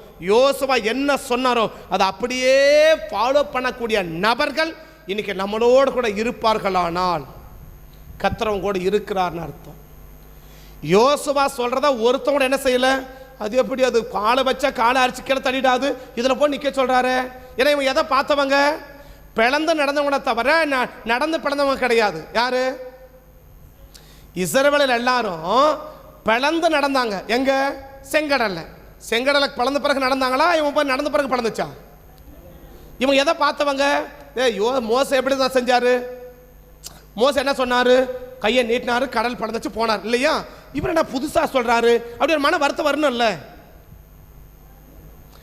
இப்போ யோசுவா கூட ஜனங்களுக்கு என்ன சொல்றாரு? நாளைக்கு நம்ம போறோம், நீங்க இப்போ காலை வைக்கணும், காலை வச்சா யோர்தான் பிரியும், அப்ப நம்ம போனோம். அப்படிதான் யோசுவா சொல்லிக்கிறாரு. இப்போ ஜனங்களை என்ன நினைக்கணும்? இது என்ன புதுசா சொல்றாரு இல்லையா? நமக்கு எப்படி தான் பழகணும்? நம்ம மோசையோட ஒரு பெரிய ஆளு, அப்படி ஒரு மன தாங்கள் வரணும் தானே. நான் சொல்ல அர்த்தம் நல்லா விளங்கிக்கோங்க. இப்போ இவங்க எப்போ பார்த்தவங்க? மோசையை பார்த்து வந்தவங்க இல்லையா? மோசை கூட வந்தவங்க எப்பயுமே பார்த்துன்னு வச்சுக்கோங்களேன். இப்போ நான் இருக்குன்னு வச்சுக்கோங்களேன், என் காலத்துக்கு பிறகு வர்றவனுக்கு தலைவலி தான். என் காலத்துக்கு பிறகு நான் இன்சார்ஜ் வருவாங்கல்ல. இப்போ என் காலம், இப்போ நான் எவ்வளோ காலம் இருக்கேன், கொஞ்சம் நாள் காலங்கள் இருப்பேன் இல்லையா? அதுக்கு பிறகு கர்த்தருடைய வருகை தாமதிக்குமானால் என் இடத்துக்கு இன்னொரு வருவாங்க, ஃபில் பண்ணி இந்த இடத்துல நிற்கணும்ல. அவனை பார்த்து வச்சுக்கோங்களேன். இப்போ நான் வளர்த்து விட்டுலாம் இருப்பாங்கல்ல, அவங்க எப்படி பார்ப்பாங்க அவங்கள? புரியுதா சொல்றது?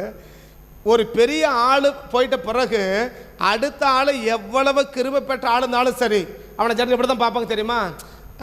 அவர் எங்க, இவர் எங்க. அவன் எவ்வளவு நல்ல விஷயத்த சொன்னாலும் அந்த ஜனங்க என்ன செய்ய மாட்டாங்க. ஏன்னா அவங்க பார்வை வேறு. அப்படியே பார்த்து பழகிறவங்க என்ன செய்ய மாட்டாங்க, பார்க்க மாட்டாங்க, ஏற்றுக்கொள்ள மாட்டாங்க. சரியா? ஏற்றுக்கொள்ள சரி ஒன்றும் இல்லை. வச்சுக்கோல, உங்களை ஒரு ஆள் எழுப்பி பிரசம் மட்டும் எப்படி உட்காந்துப்பீங்க? உங்களை பண்ண கூட சேர்த்து கொண்டா பிரசங்கம் பண்ணுறான்னு உடனே வச்சுக்கோங்க, நீ பிரசங்கம் பண்ணுப்பா, நான் இங்கே இருக்கிறேன், நீங்கள் எப்படி உட்காந்துப்பீங்கன்னு நினைக்கிறீங்க? சின்சியராக பண்ண நான் பேசும்போது எவ்வளோ சின்சியராக கேட்கணும், நீங்கள் பஸ் சின்சியராக கேட்காதீங்க, அது வேறு விஷயம். சரியா? அப்போ அதே போல் சின்சியராக உட்காந்து அப்படி கேட்பீங்களா? சரி ஏதோ பேசுகிறான், சரி சொல்லிட்டாரு, அப்படி உட்காரமில்ல, அந்த அசதி வரும்ல. இப்போ ஜனங்களாம் யாரை பார்த்தவங்க? மோசையை பார்த்தவங்கல்ல. இப்போ யார் நிற்கிறாங்கிறது? யோசுவா நிற்கிறாள்ல. அது யோசுவா தான் ஆரம்பம் வேற இல்லை. ஒருவேளை கொஞ்சம் காலம் போயிருந்தா கூட கொஞ்சம் ஏதோ தெரியும். இந்த யோதன் பிறகு கொஞ்சம் பயம்லாம் வந்துச்சு, அப்புறம் ஒரு மாற்றம் வந்துச்சு. ஆனால் இப்போ தான் என்ன செய்ய முதல் அற்புதத்தை செய்ய போறாருல்ல. இப்போ இது வரைக்கும் ஜனங்க யோசுவா என்ன செய்யலை, பார்க்கல, ஒரு அற்புதத்தை பார்க்கல. அப்படி இருந்தால் அப்படி வந்து நிற்கிறாருல்ல. இப்போ அவங்க என்ன நினைக்கிறாங்க? எப்பா நீங்கள் 4 பேர் இப்போ காலை வைக்கணும், காலை வச்ச என்ன பண்ண யோர்தான் பிரியும், நீங்கள் அதுக்கப்புறம் நம்ம போகலாம். புதுசாக சொல்கிறாருப்பா. அவர் எப்படி செஞ்சாரு? யாரு? மோசே எப்படி செஞ்சாரு? என்ன செஞ்சாரு? அப்படி கையை நீட்டினார், பழந்துச்சு, ஜனங்களாம் போனாங்கல்ல. இவர் வந்து புதுசா சொல்றாரு, அப்படி கேட்கணும்ல. கூட இருக்கிறவனா யாரு? அதான் சொல்ல விரும்புறேன். யோசுவா கூட இருக்கிறவன் யாரு? சும்மா கண்டு போனவன கூட இல்லை இல்லையா? ஜோசப் மோசையை பார்த்த 40 வருஷம் அனுபவத்தை பார்த்தவங்க, 40 வருஷம் அற்புதத்தை பார்த்தவங்க, ஒரு மகா பெரிய தலைவனுக்களை இருந்தவங்க. ஆனால் அப்படிப்பட்ட ஜனம் இன்னைக்கு யோசுவா சொல்றான், நீ நடந்ததை என்ன செய்யணும், நீ நீ யோர்தானை பிரிக்கணும்னா ஒரே யோசப் ஒரு சின்ன மன தாங்கல் கூட வரல பாருங்களேன். அப்படி சொன்னா அப்படியே அப்செட் பண்றவன் கூட இருக்கிறான் பாருங்களேன். தம்பி இப்போ 3 அவள் சொல்லிட்டு வேணா எல்லாம் கொடுக்கணும்னு ஓடுறான் பாருங்களேன். ஏன் போடுறான்? தலைவன் சொல்றதை செஞ்சுட்டு போயிட்டே இருக்கான், அவ்வளோதான். அவன் சொன்ன உடனே யாருக்கு என்ன வரல?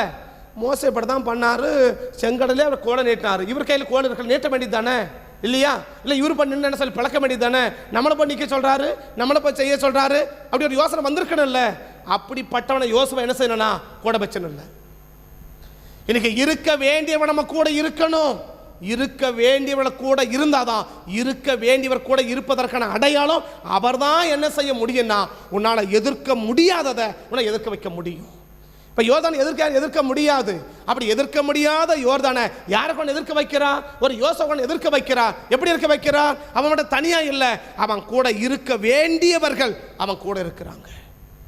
நம்ம கூட இருக்கிறவங்க இருக்கணும். யார் இருக்கணும்?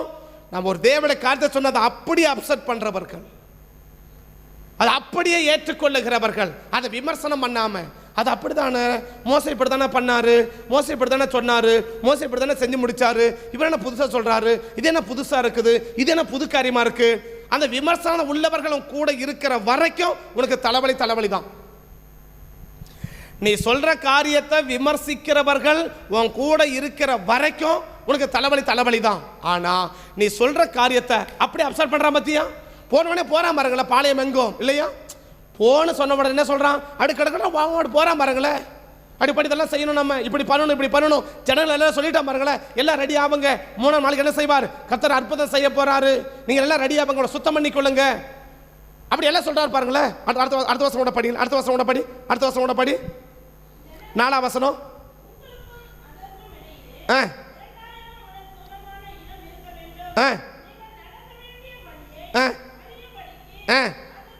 மேல இருக்கிற 3ஆம் வசனம் கூட ஜனங்களை நோக்கி பெட்டியையும்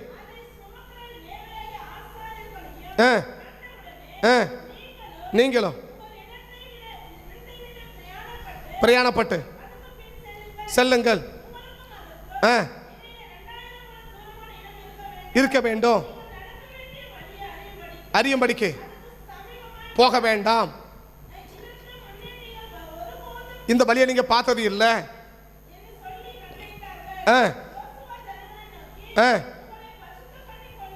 இப்போ செங்கல் கட்ட இதெல்லாம் சொன்னாங்க. இப்போ செங்கல் கட்ட வந்தாங்கல்ல, ஜனங்களை பார்த்து மோசே ஏதாவது சொன்னாரு? உங்களை பரிசுத்தம் பண்ணுங்க, சுத்தம் பண்ணுங்க, இப்படி போங்க, அப்படி போங்க, நீ முன்னாடி போ, நீ பின்னாடி போ, இவ்வளோ தூரம் இருக்கணும், இதெல்லாம் சொன்னாரு? ஒன்றுமே சொல்லலை. இப்போ இவ்வளோ யோசுவா சொல்கிறாருல்ல, இப்போ ஜனங்கள் யோசுவாவை பார்த்து என்ன நினைக்கணும்? ஜனங்களுக்கு ஒன்றும் தெரியாது. இப்போ யார் தான் சொல்கிறாரு? இந்த தன்னோட கூட மூப்பனை தானே சொல்கிறாரு. இப்போ மூப்பரை என்ன நினைக்கணும்? மூப்பனெல்லாம் யாரு? மோசையை பார்த்தவங்க தானே. நான் சொல்கிறது விஷயம் புரியுதுங்களா? இப்போ மோசையை பார்த்தவங்க தானே. இப்போ சொல்கிற யோசுவா சொல்கிற இந்த சம்பவத்தை மோசே வேறு எங்கே சொல்லியிருக்கிறார்? மோசே எங்கேயாவது யார்கிட்டையாவது சொல்லியிருக்கிறாரா? செங்கல் கட்ட வந்தாங்களா, ஜனங்களை பார்த்து நீங்கள்லாம் உங்களை பரிசுத்தம் பண்ணுங்க அப்படியே சொன்னாரு? ஒன்றுமே சொல்லலை. இப்போ யோசுவா என்ன சொல்கிறாரு? உங்களை பரிசுத்தப்படுத்தணும்னு சொல்கிறாருல்ல. இப்போ ஜனங்களை கோவம் வருமா வரக்கூடாதா? ஜனங்களால் கோவம் வருமா வரக்கூடாதா? வரணும் தானே. என்ன வரணும்? அவரே சொல்லலை, இவர் என்ன புதுசாக வந்து சொல்லியிருக்கிறார், அப்படி ஒரு கோவம் வரணும் தானே. அவ்வளோ பெரிய செங்கடல் பழந்துச்சல்ல, ஏதாவது பண்ணாரா? ஏதாவது சொன்னாரா? அதுதான் நிறை கூடத்துக்கும் அரை கூடத்துக்கும் வித்தியாசம், அப்படி சொல்லணும் தானே. இப்போதான் முதல்ல அற்புதம் செய்ய போறாருன்னா அற்புதம் நடக்கல. யோசுவா மூலம் ஒரு அற்புதம் இது வரைக்கும் ஒண்ணுமே நடக்கல இல்லையா? இப்போதான் முதல் அற்புதம் என்ன செய்ய போகுது? நடக்க போகுதுன்னு நடக்கல. ஆனால் நடக்கிறது மட்டும் என்ன இத்தனை கண்டிஷன் போடுறாருல்ல, நீங்க இப்படி போகணும், நீ இப்படி போகணும், இன்னும் பரிசுத்தம் பண்ணு, அது 3 நாளைக்கு பிறகு என்ன நடக்கும்? அற்புதம் நடக்கும், இப்படி எல்லாம் சொல்றாருல்ல. அந்த வருஷம் வாசம் படி யோசுவா ஜனங்களை நோக்கி உங்களை பரிசுத்தம் பண்ணி கொள்ளுங்கள், நாளைக்கு கத்த உங்க நடுவில் என்ன செய்வாரு? இது மாதிரி என்னைக்கான யோசுவா மோசே சொல்லியிருக்கிறாரா? 40 வருஷம் மோசே கூட இருந்தார்ல, எங்கேயாவது எந்த இடத்துலாவது மோசே சொல்லியிருக்கிறாரா? இன்னைக்கு நம்ம கூட இருக்கிறவங்க யார்? அதை தான் சொல்ல, அதெல்லாம் விளக்குறேன் சரியா? இப்போ மோசே இதுவரைக்கும் அவ்வளோ பெரிய அற்புதத்தை செஞ்சாரு, அவ்வளோ பெரிய அதிசயம் பண்ணாரு, ஆனால் என்ன செய்யல? ஜனங்களை பார்த்து ஒரே ஒரு காரியம் கூட சொல்லலை இல்லையா? ஒரே ஒரு சின்ன காரியம் கூட ஒரு கண்டிஷன் கிடையாது, ஒண்ணுமே சொல்லலை. கையை நீட்டினாரு, கடல் படைச்சு போயிட்டே இருக்கிறாங்க ஜனங்களாம் இல்லையா. ஆனால் இப்போ யோசேப்பு வந்து சொன்ன என்ன சொல்றாரு, இப்படி பண்ணுங்க, இப்படி போகக்கூடாது, நீ இப்படி போகணும், நீ இப்படி போகணும், நீ இதை செய்யணும், இன்னைக்கு பரிசுத்தமான நாளைக்கு அற்புதம் செய்வா. இதை கேட்ட உடனே கூட என்ன சொல்லணும், என்னையாவது அவர் சொல்லாத ஒன்றாவெல்லாம் இவர் பண்ணி இது புதுசு புதுசாக என்ன பண்ணுறாரு, உட்காந்து புதுசு புதுசாக பண்ணுறாரு. அவர் என்ன பண்ண எவ்வளோ அகிமை நடத்தினாரு, கூட இருந்தாருன்றாரு, கர்த்தர் நடத்துறாருன்றாரு, இப்படியெல்லாம் கூட இதெல்லாம் சொல்லி உட்காந்துக்கிறாரு அப்படின்னு யோசனை முறுமுறுப்பு வரணுமா வரக்கூடாதா? புரியுதா நான் சொல்றது? இப்போ நான் சொல்ற பிரசங்கத்துக்கு மாறே வந்து பிரசங்கம் பண்ணான்னு வச்சுக்கோங்களேன். என்னது, இப்போ நான் ஒன்றுமே சொல்ல கையை வைக்கிற அற்புதம் நடக்கணும்னு வச்சுக்கோங்களேன். இவன் வந்து சொல்கிறேன் உங்களுக்கு, நீங்கள் உண்மையாக இருங்க, அப்போ தான் அற்புதம் செய்வா. எப்படி பார்ப்பீங்க அவனை? நீங்கள் பைபிள் படிச்சு அதை உங்களை அற்புதம் செய்வார் அப்படின்னா அவன் பிரசங்கம் பண்ணுறான். நான் அதை பற்றி ஒன்றும் பேசலை, ஜெபம் பண்ணிட்டு கையை வைக்கிற அற்புதம் நடக்குது போயிட்டே இருக்குன்னு வச்சுக்கோங்களேன். இப்போ அவன் வந்து ஜெபம் பிரசங்கம் பண்ணுறான். என்ன பிரசங்கம் பண்ணுறான், நீங்கள் பைபிள் படித்தா தான் கத்தவனை ஆஸ்வதிப்பார்னு சொல்கிறான். நீங்கள் என்ன சொல்லுவீங்க? இப்போ நான் பண்ண பிரசங்கம் தான் கேட்டீங்க, ஆஸ்வதிக்கப்பட்டே இருக்குது. ஆனால் அவன் பண்ணுற பிரசங்கம் இப்படி சொல்கிறான், இப்படி என்ன யோசிப்பீங்க அவனை பற்றி? அவரை பற்றி ஒன்றுமே சொல்லலை, இவன் வந்து புதுசாக தான் நிறை குடத்துக்கும் அரை குடத்துக்கும் வித்தியாசம் அப்படி சொல்லுவீங்க, சொல்ல மாட்டோமா? சொல்ல வாய்ப்பு இருக்கா இல்லையா? இருக்குல்ல. இப்போ யோசேப்பு இந்த ஜனங்களை என்ன சொல்லணும், பிரபுக்கள் என்ன சொல்லணும், மோசே இதுக்கு ஒன்றுமே மாதிரிலாம் சொல்லவே இல்லை, அவ்வளோ பெரிய செங்கடலை பிறந்தாரு. ஆனால் இவன் என்ன சொல்கிறான், இதை பண்ணு அதை பண்ணு, இப்படி பண்ணாத அப்படி பண்ணாத இதெல்லாம் சொல்லி நிற்கிறாரு இல்லையா? இப்போ சுவிசேஷனுடைய பிரசங்கம் எப்படி இருக்கும், சுவிசேஷம் பண்ணுறோடைய பிரசங்கம் எப்படி இருக்கும்? கத்தர் அற்புதம் செய்வார், கத்தை விடுதலையாக்குவார், கத்தை சுகமாக்குவார், கையை வச்சு நிமிருவார், காலை வச்சு பண்ணுவார், ஏதோ சொல்லி போயிடுவாங்க இல்லையா? இப்போ நாங்கள் என்ன பிரசங்கம் பண்ணுறோம்,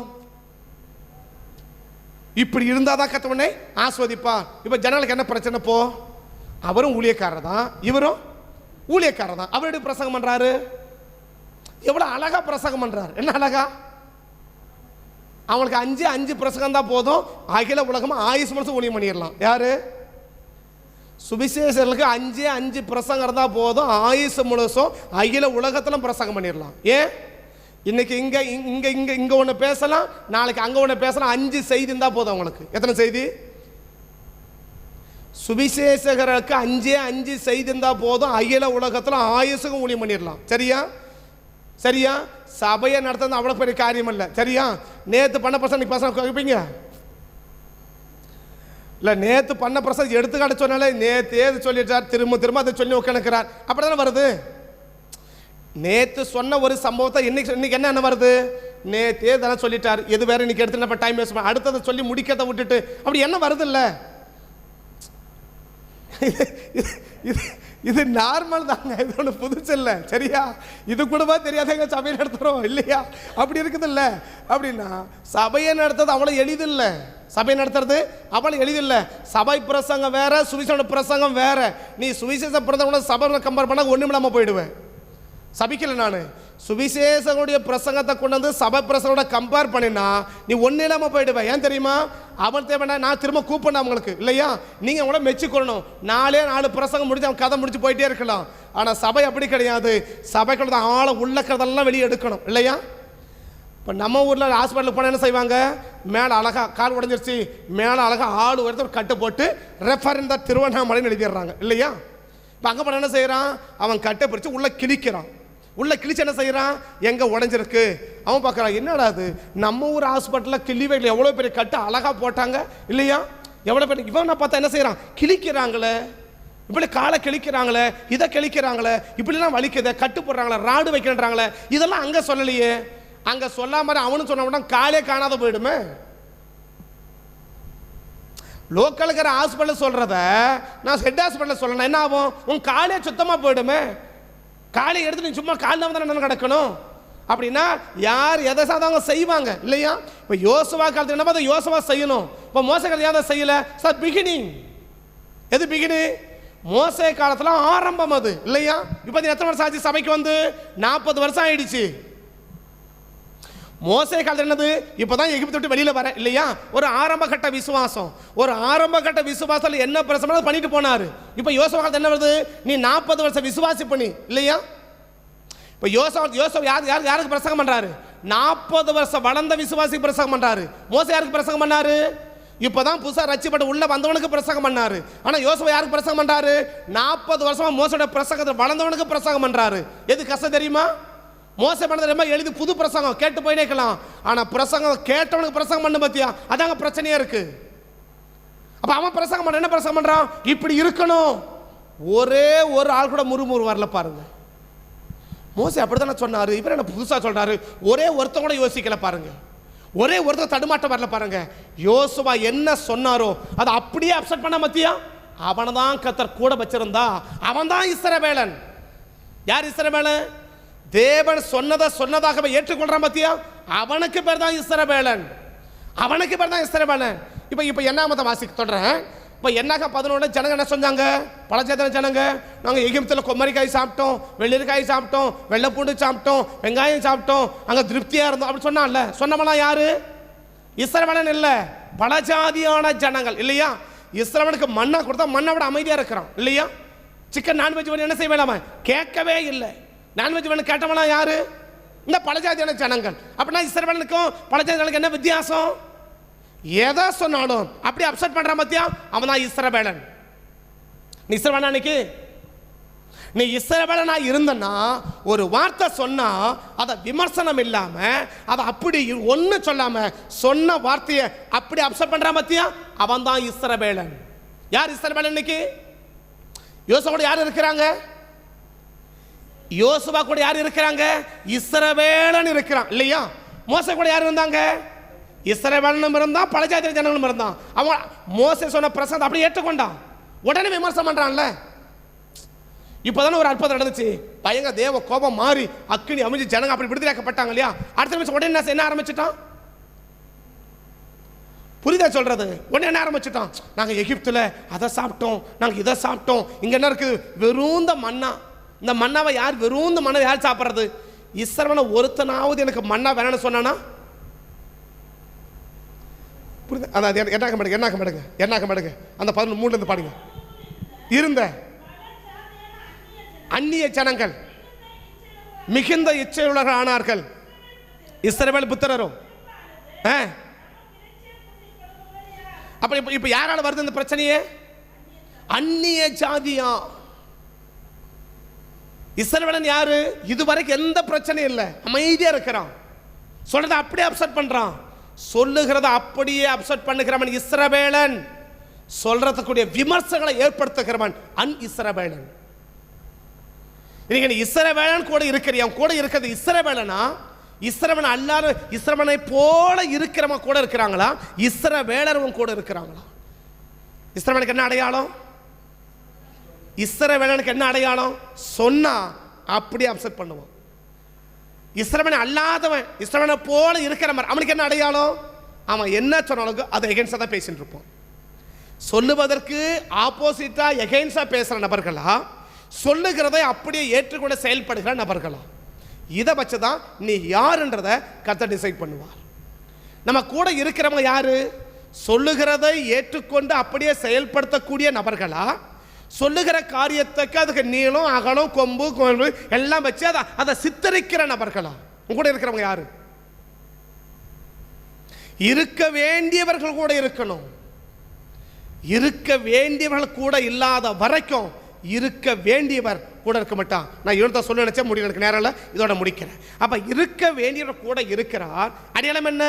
யோசுவா மட்டும் தனியா அல்ல, இஸ்ரவேல் புத்திரர் அவனோட கூட இருந்தார்கள். அப்ப இருக்க வேண்டியவர்கள் நம்ம கூட இருந்தா, இருக்க வேண்டியவர் நம்மோட கூட இருப்பான். நம்மோட கூட இருந்தார்னா எதிர்க்க முடியாதவர்களையும் எதிர்க்கும். ஒரே வசனம் முடிக்கிறேன். அந்த யோசுவா 3ஆம் அதிகாரத்தில் சம்பவிப்பது என்னவென்றால் 13ஆம் வசனத்திலிருந்து சுமக்கிற உள்ளங்கால்கள் பட்ட மாத்திரத்தில் மேலே இருந்து ஓடி வருகிற யோர்தான் தண்ணி ஓடாமல் நிற்கும் என்றான். ஜனங்கள் யோர்தானை கடந்த போது, அடுத்த வசனம், பெட்டியை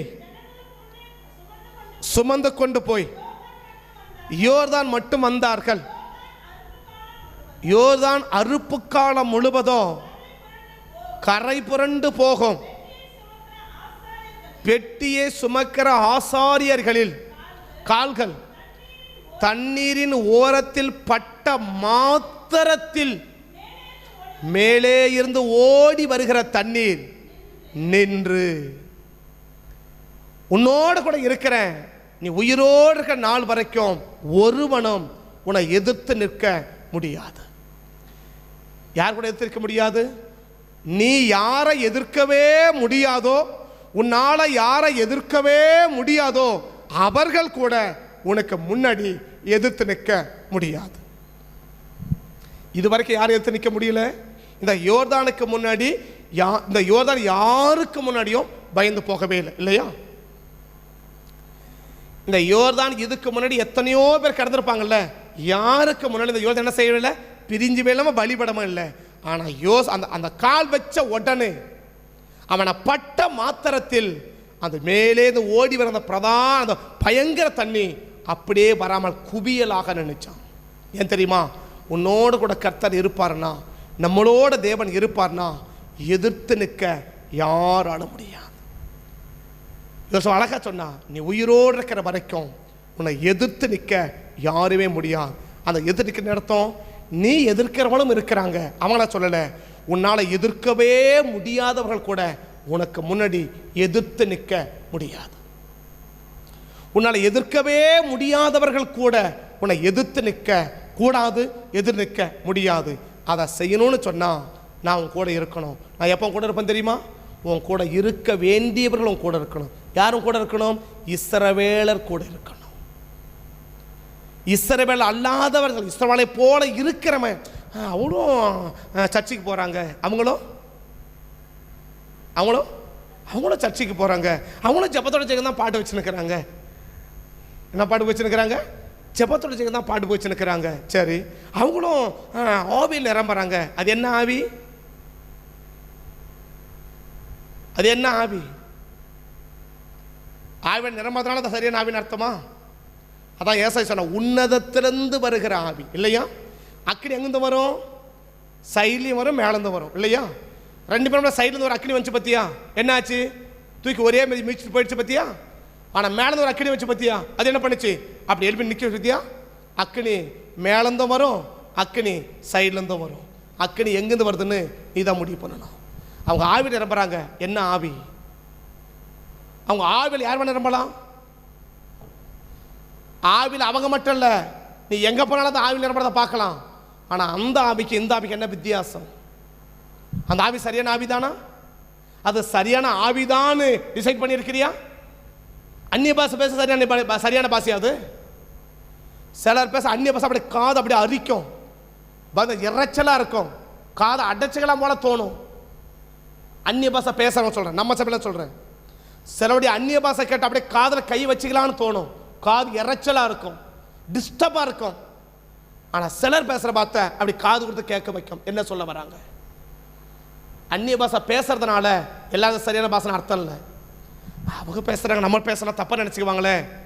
நீ பேசுகிற பாஷையை வச்சே இந்த காது பரிசோதிச்சிடும், நீ பேசுகிற பாஷை சரியான பாஷையா சரியில்லாத பாஷையான்னு. இது யாருக்கு தெரியும்னா, தேவனோடு நெருங்கி பழகிறான் பாரு, அவனுக்கு தான் தெரியும். எல்லாருக்கும் தெரியாது. ஆவி நிரம்புறாங்க, அந்நிய பாஷை பேசுகிறாங்க, அபிஷேகத்தை நிரம்புறாங்க. என்ன ஆவி அது? அது என்ன ஆவி? அது என்ன அபிஷேகம்? அது என்ன ஆவி? அந்த ஆவி எங்கிருந்து வந்த ஆவி? அது சரியான ஆவி தானா? அது சரியான ஆவியா? சரியான என்ன அடையாளம் கண்டுபிடிச்சிருக்கே நீ? அதான் ஞானசபையில் ஒரு காரியம் இருக்கும், என்னுடைய போற சபை தேவனால் நடத்தப்பட சபைதான் என்பதை நான் என்ன செஞ்சிருக்கிறேன்? அறிஞ்சிருக்கிறேன். அதுக்கு பிறகு தான் ஞானஸ்தானமே. நம்ம ஞானஸ்தானம் ஃபார்மில் பார்த்தீங்கன்னா 28 கட்டளை. ஒரு கட்டளை என்ன கட்டளை? என்னுடைய சபை தேவனால் நியமிக்கப்பட்ட சபை என்பதை என்ன செஞ்சிருக்கிறேன்? அறிஞ்சிருக்கிறேன். என்னுடைய சபையின் ஊழியக்காரனா தேவன் நடத்தப்படுகிற ஊழியக்காரன் என்று அறிந்திருக்கிறேன். இதெல்லாம் அறிஞ்சிருக்கிறியா? அப்ப நம்ம விளங்கணும், நம்ம கூட யார் இருக்கிறது? இஸ்ரவேலர் இருக்கிறாங்களா? இஸ்ரவேலரை போல இருக்கிறவங்க இருக்கிறாங்களா? இஸ்ரவேல் என்ன செய்வான்? சொல்றதை அப்படியே அப்செட் பண்ணுவான். மோசே சொன்னா அப்படியே கேட்பான், யோசேப்பு சொன்னா அப்படியே கேட்பான். அவன் தான் இஸ்ரவேலன். ஆனா மோசே சொல்லி முடிக்கிறார் இல்லையோ, ஒருத்தர் எழுப்பிட்டான் பாருங்களேன். நாங்கள் ஒரு நாள் இதே சாப்பிட்றது, எனக்கு அதுவும் நல்லா இருக்குமே, இதுவும் தான் நல்லா இருக்குமே, இதையும் அப்படி சொல்றாரு, அதையும் அப்படி சொல்றாரு. தாத்தான குரங்க கூட எழுப்பிட்டான் பாருங்களேன், இல்லையா? தாத்தான கோராகும். அது எப்படி நீ பரிசுத்தம்னு சொல்லலாம்? அது எப்படி? அவன் என்ன சண்டைக்கு வந்தான்? ஜனங்கள் எல்லாரும் பரிசுத்தம் உள்ளவங்க தான் இல்லையா? என்னாக்க 14 எடுங்களேன். என்னாக்க 14:2, என்னாக்க 16, என்னாக்க 16:2 பாருங்க. என்னாக்க 16:2 என்ன கேட்கிறான் பாருங்க. என்னாக்க 16:2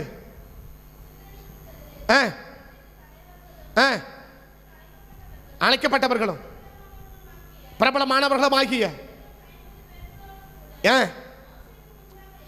எழும்பி விரோதமாக கூட்டம் கூடி அவர்களை நோக்கி, நீங்க மிஞ்சி போகிறீர்கள். சபையார் எல்லாரும் இப்ப யோசுவா என்ன சொன்னாரு? உங்களை பரிசுத்தப்படுத்தணும்னு சொன்னார்ல, எல்லாருக்கும் கோபம் வரணும் தானே? புரியுதுங்க நான் சொல்றது? இப்ப மோசே என்ன சொன்னாரு? இப்ப பரிசுத்தமா இருங்கப்பா அதெல்லாம் சொன்னாரு, வேற தப்பா சொன்னாரு. உடனே எழுப்பிட்டான்ல, அது எப்படி சொல்லலாம் எங்களை? நீ நாங்களாம் பரிசுத்தமா தானே இருக்கிறோம் அப்படி கேட்டான்ல.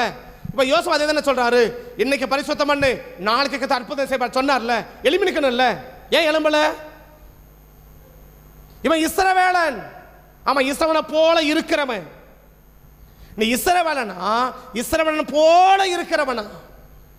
நீ யோசா கூட இருந்ததெல்லாம் யாரு? ஒரிஜினல் இஸ்ரவேலன். இஸ்ரவேலனை போல இருக்கணும், கூட இருக்க கூடாது. யார் தான் இருக்கணும்? யார் தான் இருக்கணும்? இங்க டூப்ளிகேட் இடமே கிடையாது. ஒரிஜினலை பக்கம் வச்சுக்கினா உனக்கு எப்பவுமே உனக்கு ஆசீர்வாதம். ஆனா டூப்ளிகேட் நீ பக்கம் வச்சுக்கிட்டனா உனக்கு எப்பவுமே அது தலைவலி. இதே வார்த்தை தான் அவரும் சொன்னாரு, அதே வார்த்தை தான் இவரும் சொல்றாரு. இவனுக்கு என்ன வரணும்? இப்போ கோவம் வரணும்ல. சொல்றவன் அவர் பெரிய ஆளு இல்லையா? இவரு மோசே பெரிய ஆளா? யோசுவா இப்பதான் சின்ன ஆளு. இப்பதான் முதல் பிரசங்கம் பண்றாரு. இந்த முதல் பிரசங்கம் பண்ணது எப்படி பார்த்துருக்கணும் ஜனங்கள்லாம்? இன்னும் சொல்ல போனா யோசுவாவுக்கு தான் ஜனங்க எழுப்பி இருக்கணும். மோசேனா அமைதியா இருந்திருக்கணும். ஏன்? அவர் பெரிய தலைவன் இல்லையா? அவருக்கு முன்னாடி இப்படி எழுமணவன் அதே பிரசங்கம் இவரும் பண்றாரு. இதை பார்த்து வந்தவர் தானே யோசுவா. என்னது எப்பா, ஏற்கனவே பரிசுத்த பத்தி பேசி மோசப்பட்ட பாடு போதாதா அப்படி யோசிக்கணும்ல. இப்ப அதே பிரசங்கம் இவரும் பண்றாரு. இன்னைக்கு பரிசுத்தம் பண்ணுங்க, நாளைக்கு உங்க நடுவில் கர்த்தர் அற்புதம் செய்வார்னு ஜனங்க எப்படி எழுப்பி இருக்கணும்? இப்ப கூட வேணாலும் யோசிக்கணும்ல. என்னது மோசப்பட்டதான் பிரசங்கம் பண்ணி ஏற்கனவே எவ்வளவு பாடுபட்டார், தேவையில்லாத பேசி ஏங்க அப்படி சொல்லியிருக்கணும்ல. முகம் சுளிக்கணும்ல, அப்படி விரோதம் எழுமணும்ல, இப்படி பேச சொல்லணும்ல. ஒரே ஒருத்தன் கூட பேசல. ஏன்? இவன் இஸ்ரவேலன், இவன் இஸ்ரவேலன். அதனால சைலண்டா இருக்கான். ஓ பரிசுத்தம் பண்ணமா, ஓகே நான் பரிசுத்தம் பண்றேன்.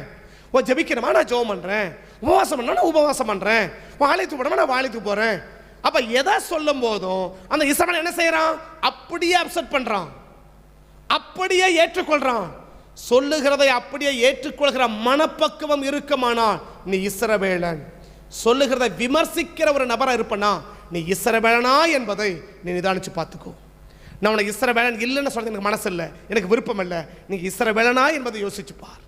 இதே பிரச்சனை அவரும் பண்ணார். அங்க உடனே 250 பேர் இல்லமனா, ஆப்போசிட்டா எழுமனா, ஜனங்கள் எல்லாரும் பரிசுத்தம் பண்ணுங்க, நீங்க எப்படி பரிசுத்த பத்தி பேசலாம்னா. ஆனா அதே பிரச்சனை யோசுவா பண்றார், பரிசுத்தம் பண்ணுங்கன்னு ஒரே ஒருவர் கூட ஏற்று அதை அப்செட் அதை எதிர்க்கல. ஏன்? இவன் இஸ்ரவேலன், அவன் இஸ்ரவேலனை போல இருக்கிறவன். இன்னைக்கு நீங்களும் நானும் இஸ்ரவேலரை அருகில் வைத்துக் கொண்டா கர்த்தர் கூட இருப்பா. கர்த்தர் கூட இருந்தா அற்புதங்களும் உன்னால் இதெல்லாம் எதிர்க்கவே முடியாதோ அதை கூட எதிர்த்து நிற்க முடியாத அளவுக்கு கர்த்தர் கிருபை செய்வார். கண்களை மூடுவோம், கர்த்தரை நோக்கி பார்ப்போம். கண்களை மூடுவோம், கர்த்தரை நோக்கி பார்ப்போம். நல்ல பிதாவே நன்றியோட துதிக்கிறோம். ஆண்டவராக இருக்கிற இயேசுவின் நாமத்தினுடைய சமூகத்தில் வந்து நிற்கிறோம். உடைய சன்னிதானத்திலிருந்து உம்மை நோக்கி நாங்கள் பார்க்கிறோம். பரிசுத்த தேவனே, ஆண்டவரே துதிக்கிறோம். இந்த காலை வேளையில் நாங்கள் உயிரோடு இருக்கிற வரைக்கும் ஒருவனும் எதிர்த்திருக்க முடிவதில்லைன்னு சொன்னீங்க. அது யார்? எங்களால் யாரை எதிர்க்க முடியாதோ, எதிர்க்க முடியாதவர்கள் கூட எங்களை எதிர்த்து நிற்கக்கூடாது. நாங்கள் யாரை எதிர்க்கவே முடியாதோ அவர்கள் கூட எங்களை எதிர்த்திடக்கூடாது, அப்படி எதிர்த்து நின்றுடக்கூடாது. இயற்கையோடு யாரும் போராடவே முடியாது, இயற்கையோடு யாரும் எதிர்த்திருக்கவே முடியாது. அது இயற்கையின் சுபாவம். அந்த இயற்கையே இந்த யோசுவாவுக்கு முன்னாடி எதிர்த்து நிற்க முடியல. அங்கேயாவது மோசே கை நிட்டார். எங்க சொல்றார்? நான் வர தேவையில்ல, நீ போ. 4 ஆசாரியர்கள் போனாங்க, யோசுவா வரல. 4 ஆசாரியர் போனாங்க. யோசுவா சொல்லி அனுப்பினான்னு சொன்ன உடனே அத்தனை யோர்தான் அப்படிப்படி நிற்குது. யோசுவா சொல்லி அனுப்பினாருன்னு சொன்னதுக்கே இவ்வளோ அற்புதம் நடக்குன்னா யோசுவா வந்தால் என்ன நடந்திருக்கும்? கொஞ்சம் இமேஜினேஷன் பண்ணுங்க, கொஞ்சம் கற்பனை பண்ணி பாருங்க. 4 ஆசாரியர் சொல்லியிருப்பாங்க, எங்களுக்கு யோசுவா சொல்லி அனுப்பினார். அத்தனை யோர்தானை பின்னாடி ஓடி போச்சு. யோசுவா சொல்லி அனுப்பினார் என்றதுக்கே இத்தனை அற்புதம் நடக்குன்னா இன்னும் யோசுவா வந்தால் என்ன அற்புதம் நடந்திருக்கும்? யோசுவா அந்த யோர்தான்கிட்ட வந்திருந்தார்னா என்ன நடந்திருக்கும்? ஏன்னா யோசுவா கூட யார் இருக்கிறார்? கர்த்தர் இருக்கிறார். கர்த்தர் இருப்பதற்கு என்ன அடையாளம்? யோசுவா கூட இருக்கிறவர்கள் எல்லாம் இஸ்ரவேலர்கள். இஸ்ரவேலன்றதுக்கு பேருக்கு அடையாளம் ஜெயித்தவர்கள். ஜெயித்தவர்கள் மனுஷனோடும் தேவனோடு போராடி ஜெயித்தா என்றுதான் அவனுக்கு இஸ்ரவேல் என்று பேர் வைச்சான். அப்ப இஸ்ரவேல்னா யாரு? எல்லாத்தையும் ஜெயிக்கிறவன், தோத்து போறவன் கிடையாது. இன்னைக்கு நீங்களும் நானும் இஸ்ரவேலராக இருந்தோம்னா, அந்த இஸ்ரவேலர்கள் நம்மளோட கூட இருப்பாங்கன்னா, நீ உயிரோடு இருக்கிற வரைக்கும் ஒன்று கூட உன்னால் எது எதிர்க்கவே முடியாதோ அது கூட உன்னால் எதிர்த்து நிற்க முடியாது. உனக்கு முன்னாடி எதிர்த்து நிற்க முடியாது. யோசுவா சொன்னாலே யோர்தான் பின்னிட்டு ஓடுனா யோசுவா அங்கே போயிருந்தா என்ன நடந்திருக்குன்னு கொஞ்சம் அப்படி கற்பனை பண்ணி பாருங்க.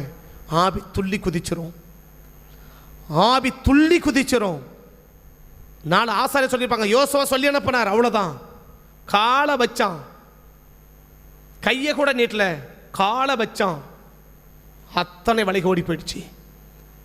ஆனால் யோசுவா வந்திருந்தா என்னுடைய கணிப்புப்படி காலை வைக்கிறதோட பார்த்திருந்தாலே போதும், பறந்தடிச்சு ஓடிட்டு இருக்கோம். பார்த்திருந்தாலே போதும், யோசுவா வந்திருந்தாருன்னா பறந்தடிச்சு ஓடிட்டு இருக்கோம்.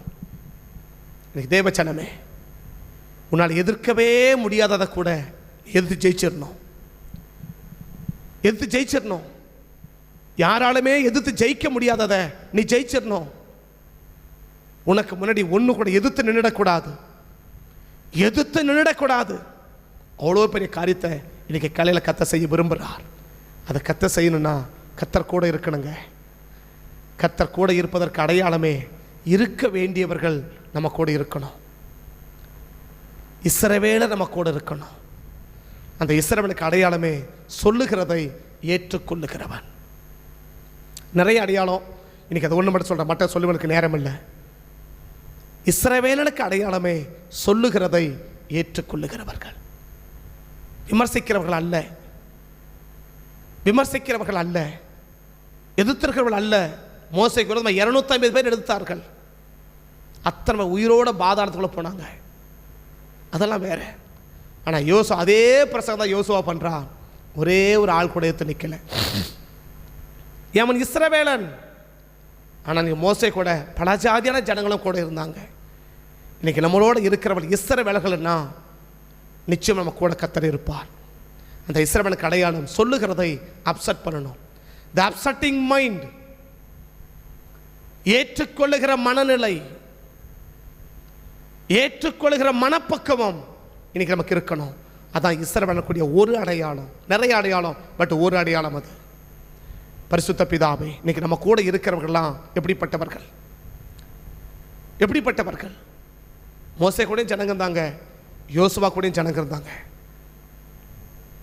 யோசுவா கூட இருந்தவர்கள்லாம் இஸ்ரவேல் புத்திரர். இன்னைக்கு நம்மளோடு கூட இஸ்ரவேல் புத்திரர் இருக்கணும். அதுதான் நமக்கு பெருத்த ஆசீர்வாதம். பரிசுத்த பிதாவே, இந்த காலை வேலைகளை அர்ப்பணிக்கிறோம், எங்களை ஒப்பு கொடுக்கிறோம், உண்மை நோக்கி பார்க்கிறோம். ஆண்டவரே துதிக்க எங்களோட இருக்க வேண்டியவர்கள் இருந்தால் தான் நீங்கள் எங்கள் கூட இருப்பீங்கன்னா, ஆண்டவர் இருக்க வேண்டியவர்களுக்கு அடையாளங்கள் கண்டுபிடித்து அவர்கள் எங்களோடு கூட வைத்துக்கொள்வதற்கு அதிகமான கிருபைகளை எங்களுக்கு தாங்க. குறிப்பாக நாங்கள் இஸ்ரவேலரோடு இருக்கணும்ப்பா, இஸ்ரவேலரோடு நாங்கள் இருக்கணும், தேவ ஜனங்களோடு நாங்கள் இருக்கணும். தேவ ஜனங்களை போல இருக்கிறவங்களோட இல்லை, தேவ ஜனங்களாக இருக்கிறாங்களே அவர்களோட கூட நாங்கள் இருந்து எங்களால் எதிர்க்க முடியாதவைகளெல்லாம் நாங்கள் எதிர்த்து ஜெயிப்பதற்கு இந்த காலை வழியில் கிருபை தந்து உடைய பிள்ளைகள் இதுவரைக்கும் ஆண்டவரே துதிக்கிறோம் ஐயா, ஸ்தோத்திரிக்கிறோம். எவைகளை எதிர்க்கவே முடியாத நிலையில் இருக்கிறாங்களோ அவைகள் எல்லாம் இந்த காலை வழியில் கர்த்தர் எதிர்த்து நிற்கிறது மட்டுமல்ல, அவைகளெல்லாம் இல்லாமல் ஆக்கி போட்டு அற்புதமாய் உடைய பிள்ளைகளை நடத்தி நீங்கள் ஆசீர்வதிக்க வேண்டும் என்று சமூகத்தை நோக்கி பார்க்கிறோம். கிருபை தாங்கட்டும், இரக்கமுண்டாகட்டும், அர்ப்பணிக்கிறோம். காத்துக்கொள்ளுங்க, ஆசீர்வதிங்க. இயேசுவின் நாமத்தில் ஜெபிக்கிறோம் நல்ல பிதாவே, ஆமே. என் ஆத்துமாவை கர்த்தரை ஸ்தோத்திரி, முன்னிலுமே பரிசுத்த நாமத்தை ஸ்தோத்திரி. என் ஆத்துமாவை கர்த்தரை ஸ்தோத்திரி, கர்த்தர் செய்த சகல உபகாரங்களை மறவாதே. ஆமே.